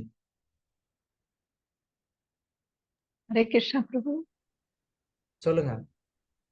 அந்த அது நடிப்பாதான் இருக்கும், உண்மையா இருக்காதுங்க பிரபு. நடிக்கிறதா தான் இருக்கு, எல்லா இடத்துலயும் நடிக்கிறதா. என்ன மாதாஜி இவ்வளவு நாள் சாப்பாடு போட்டு அன்பா பாசமா ஊட்டி வளர்த்துருக்குறோம், என்ன அன்பு இல்லைன்னு சொல்றீங்க? அது கொளுத்தாதான் பிரபு சாப்பிட முடியும், அதனாலதான் கொழுக்க வைக்கிறாங்க. சுயநலனுக்காக வளர்த்துறாங்க பிரபு. சோ அதனால கருணை அப்படின்னு சொன்னா இயல்பாவே கருணையா இருக்கிறது. அந்த இயல்பான கருணை இருக்கும்போது யாரையுமே வந்து கொல்லணும்னு தோணாது. அதுதான் வந்து கருணை. ஆனா இவங்க மேல நான் கருணையா இருப்பேன், இந்த மிருகத்தை அப்புறமா நான் கழுத்து இருப்பேன் அப்படின்னு சொன்னா அது எவ்வளவு கொடூரமா இருக்கு. ஒரு கழுத்தை அறுத்து அது ரத்தம் வடிஞ்சு துடிச்சு சாகிறத பாக்குற அளவுக்கு உனக்கு மனதைரியம் இருக்குன்னா அப்போ உங்ககிட்ட கருணை எங்க இருக்கு? அப்ப நீ மத்தவங்க கிட்ட கருணையா இருக்கிற மாதிரி நீ நடிக்கிறன்னு தான் அர்த்தம். சோ அதனால அதுதான் புரோபாதிரிங்க வந்து அது பிசாசு தத்துவங்கிறாரு. ஏன்னா பிசாசு தான் என்ன பண்ணும், ஆசை காமிச்சு கடைசியில கூட்டு போய் அது மாதிரிதான். சோ அப்புறமா புரோபாதர் சொல்றாரு, ஏழை மிருகங்களை கொல்லும் பாவம் மனித சமூகத்தின் மீது திணிக்கப்படுகிறது. முன்னாடி அப்படி இல்லை, ஆனா இப்போ வந்து திணிக்கப்படுது. பிரபுபாதர் சூப்பர் லைன் எழுதியிருக்கிறார், திணிக்கப்படுது. ஏன்னா மாமிச உணவு சாப்பிடலன்னு நம்ம வந்து ஹெல்த்தா இருக்க மாட்டோம். அதனால வந்து எஸ்பெஷலி இப்போ B12ன்னு சொல்லி கொஞ்ச நாளைக்கு முன்னாடி எனக்கு கூட வந்து அந்த விட்டமின் டிஃபிஷியன்சி இருக்குன்னு டாக்டர் சொன்னாங்க. சாமி, உங்களுக்கு வந்து விட்டமின் டிஃபிஷியன்சி இருக்கு, நீங்க வந்து அசைவ உணவு சாப்பிட்டா தான் உங்களுக்கு வந்து சேரும், சாப்பிட்டா அது வந்து திரும்ப வரும் அப்படின்னாரு. என்னையா அது? இப்படித்தான் வந்து மக்களை வந்து என்ன பண்றாங்க, அவங்க வந்து திசை திருப்புறாங்க. அதுக்கு பிறகு நான் வந்து சர்ச் பண்ணி பார்த்தேன். உடனே வந்து மேங்கோ சீட் பவுடர் அது வந்து கிடைக்குது இப்போ. அந்த மேங்கோ சீட் பவுடர்ல வந்துட்டு விட்டமின் B12 ரிச் அதிகமா இருக்கு. அதனால ஒரு சின்ன குறிப்பு, பக்தர்கள் யாராவது அந்த மாதிரி விட்டமின் டிஃபிஷியன்சி ஃபீல் பண்ணீங்கன்னா இந்த மேங்கோ சீட் பவுடர் வந்து வாங்கி சாப்பிடுங்க, சரியாயிரும். பிரபு, எங்க ஃபேமிலியில 4 பேருக்குமே இருக்கு விட்டமின் B12. பாத்தீங்களா, பகவான் உங்களுக்காக ஒரு டிப்ஸ் கொடுக்க வச்சிருக்கிறாரு. தேங்க்யூ பிரபு. நல்லா இருக்கு, நானே இப்ப அதுதான் சாப்பிட்டுக்கிட்டு இருக்கேன். எங்க பிரபு கிடைக்குது? நாட்டு மருந்து கடைங்களா இல்ல ஆயுர்வேதிக் கடையா? எங்க பிரபு கிடைக்குது? நான் வந்து அமேசான் கடையில தான் வாங்கினேன், அதே கடையில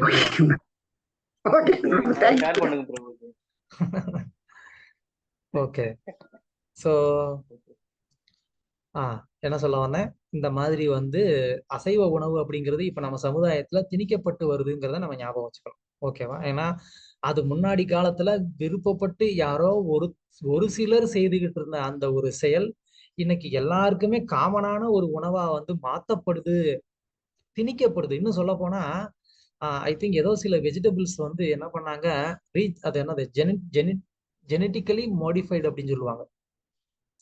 என்ன பண்ணாங்க, தவளையோடைய ஜீனை எடுத்து, ஐ திங்க் தக்காளிலன்னு நினைக்கிறேன், அந்த ஜீனை எடுத்து தக்காளி விதையோட வந்து சேர்த்து அவங்க வந்து தக்காளி ப்ரொடியூஸ் பண்ணாங்க.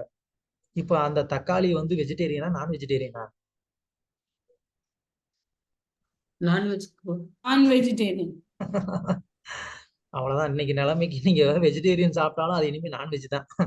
ஏன்னா இவங்க வந்து என்ன பண்றாங்க, பிளான் பண்ணி எல்லாத்துக்குள்ளேயும் இந்த மாதிரி ஜெனட்டிக்கலி மாடிஃபை பண்ணி அதுல சில விலங்குகளுடைய ஜீனை வந்து என்ன பண்றாங்க, அந்த சீடுல வந்து செலுத்தி அப்படி வந்து வெஜிடபிள்ஸ் எல்லாம் இப்ப வந்து க்ரோ பண்ணிக்கிட்டு இருக்கிறாங்க.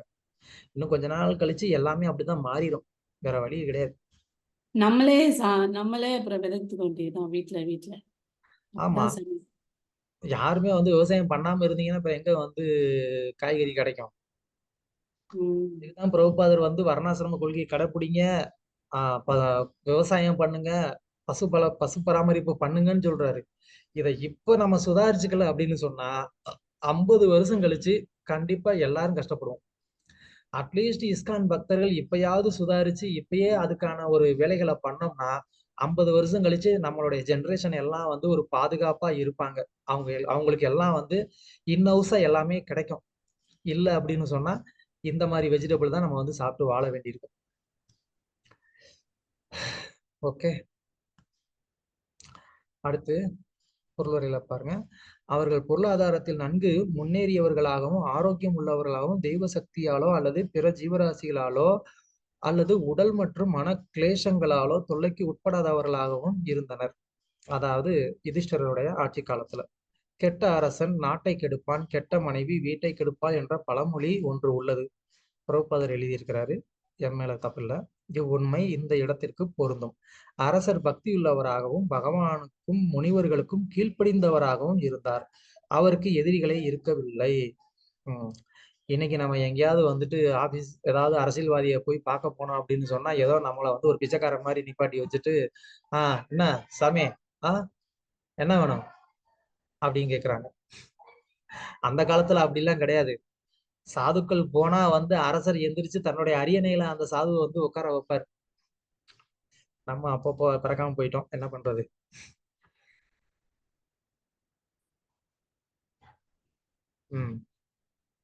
சோ ஒருவர் வந்து பக்தியுள்ளவராகவும் பகவானால் அங்கீகரிக்கப்பட்டவராகவும் இருக்க வேண்டும். இல்லையெனில் அவரது பாதுகாப்பில் உள்ள மற்றவர்களை அவரால் மகிழ்விக்க முடியாது. ஸோ இது ரொம்ப சிம்பிள். இது அரசனா இருந்தா என்ன, இல்ல கணவர், அதாவது அப்பா அம்மா யாரா இருந்தாலும் சரி. அதனாலதான் 5வது ஸ்கந்தத்துல வந்து சொல்லியிருக்கு. என்ன சொல்லியிருக்கு? குருர் நாசஸ்யாத் பிதா நாசஸ்யாத் சம்திங், அந்த ஸ்லோகம். அதுல வந்து என்னன்னா, ஒரு குருவோ இல்ல அம்மாவோ அப்பாவோ தன்னுடைய தனக்கு கீழ்ப்படிந்தவர்களை வந்து பக்திக்கு கொண்டு வர முடியலன்னா அவங்க அந்த ஒரு பொறுப்பை எடுத்துக்க கூடாதுன்னு சொல்லி சாஸ்திரம் சொல்லுது. பாகவதத்துல 5வது ஸ்கந்தத்துல இருக்கு. ஓகே. அடுத்து வந்து என்ன, மனிதன் மற்றும் இயற்கை ஆகியவற்றுக்கு இடையிலும் முழு ஒத்துழைப்பு இருக்க வேண்டும். எப்படி? மனிதன் மற்றும் இயற்கை இரண்டுக்கு இடையில முழு ஒத்துழைப்பு இருக்கணுமா? என்ன எப்படி வந்து இயற்கையை கூப்பிட்டு உட்கார வச்சு மீட்டிங்கா போட முடியும்? இந்த மாதிரி வந்து திங்கக்கிழமை வந்து நமக்கு மீட்டிங் இருக்கு வந்துருங்க அப்படின்னு சொல்லி இயற்கைக்கு வந்து ஏதாவது நீங்க வந்து ஜூம் லிங்க் அனுப்பிச்சு இந்த மீட்டிங்ல வந்து ஜாயின் பண்ணுங்க அப்படின்னு சொல்லவா முடியும்? அது எப்படி வந்து பண்றது?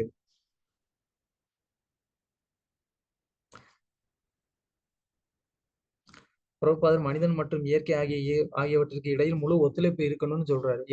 எப்படி பண்ணுவீங்க? அட்லீஸ்ட் விலங்குகளோட சொன்னா கூட ஏதாவது பரவாயில்ல, ஏதாவது மாடு கூட 2 மேன்னு சொல்லி வந்து என்ன பண்ணலாம், ஒரு காம்ப்ரமைஸ் பண்ணலாம். இயற்கையை வந்து நம்ம எப்படி காம்ப்ரமைஸ் பண்றது? எப்படி அதோட ஒத்துழைச்சு போறது? அது அசுத்தம் பண்ணாம தர்மத்தோட இருந்தாலே இருக்கும்போது இயற்கை நமக்கு வந்து தானாகவே ஒத்துழைக்கும் பிரபு. Okay, very good. ஈசாவாசியம் பிரபு. ஹரே கிருஷ்ணா பிரபு. ஃபர்ஸ்ட் இந்த பிளாஸ்டிக் பைல யூஸ் பண்ண அந்த பூமாதேவி இயற்கை நல்லா இருக்கும் பிரபு. பிளாஸ்டிக் பைல யூஸ் பண்ணி நம்ம போட்டுறோம், அது சுவாசிக்க இயலாத போயிட்டு ரொம்ப, அதனாலயே பூமாதேவிக்கு ரொம்ப கோபம் இருக்கும், ஒத்துழைக்காது பிரபு.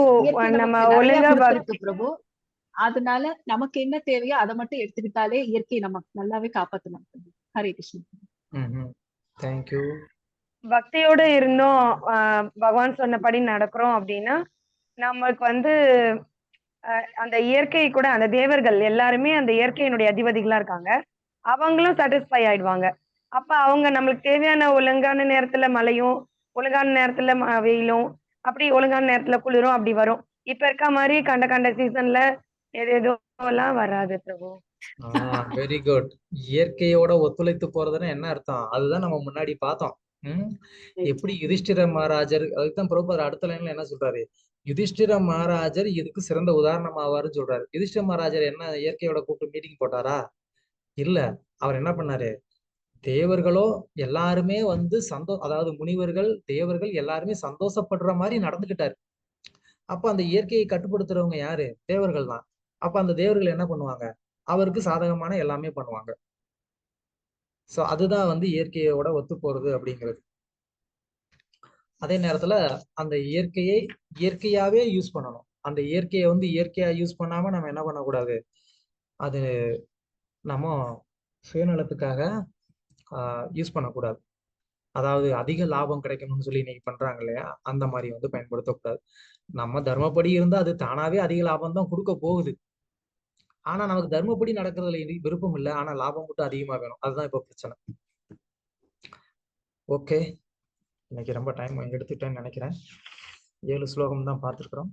ஹரே கிருஷ்ணா. ஏதாவது கேள்விகள் இல்லை கருத்துக்கள் இருந்தா சொல்லுங்க, நம்ம நாளைக்கு கண்டினியூ பண்ணுவோம். 8 வகுப்புகளுக்குள்ள 3 அத்தியாயத்தை நான் முடிக்கணும். தெரியல. ஓகே, ஏதாவது கேள்வி இல்லை கருத்துக்கள்?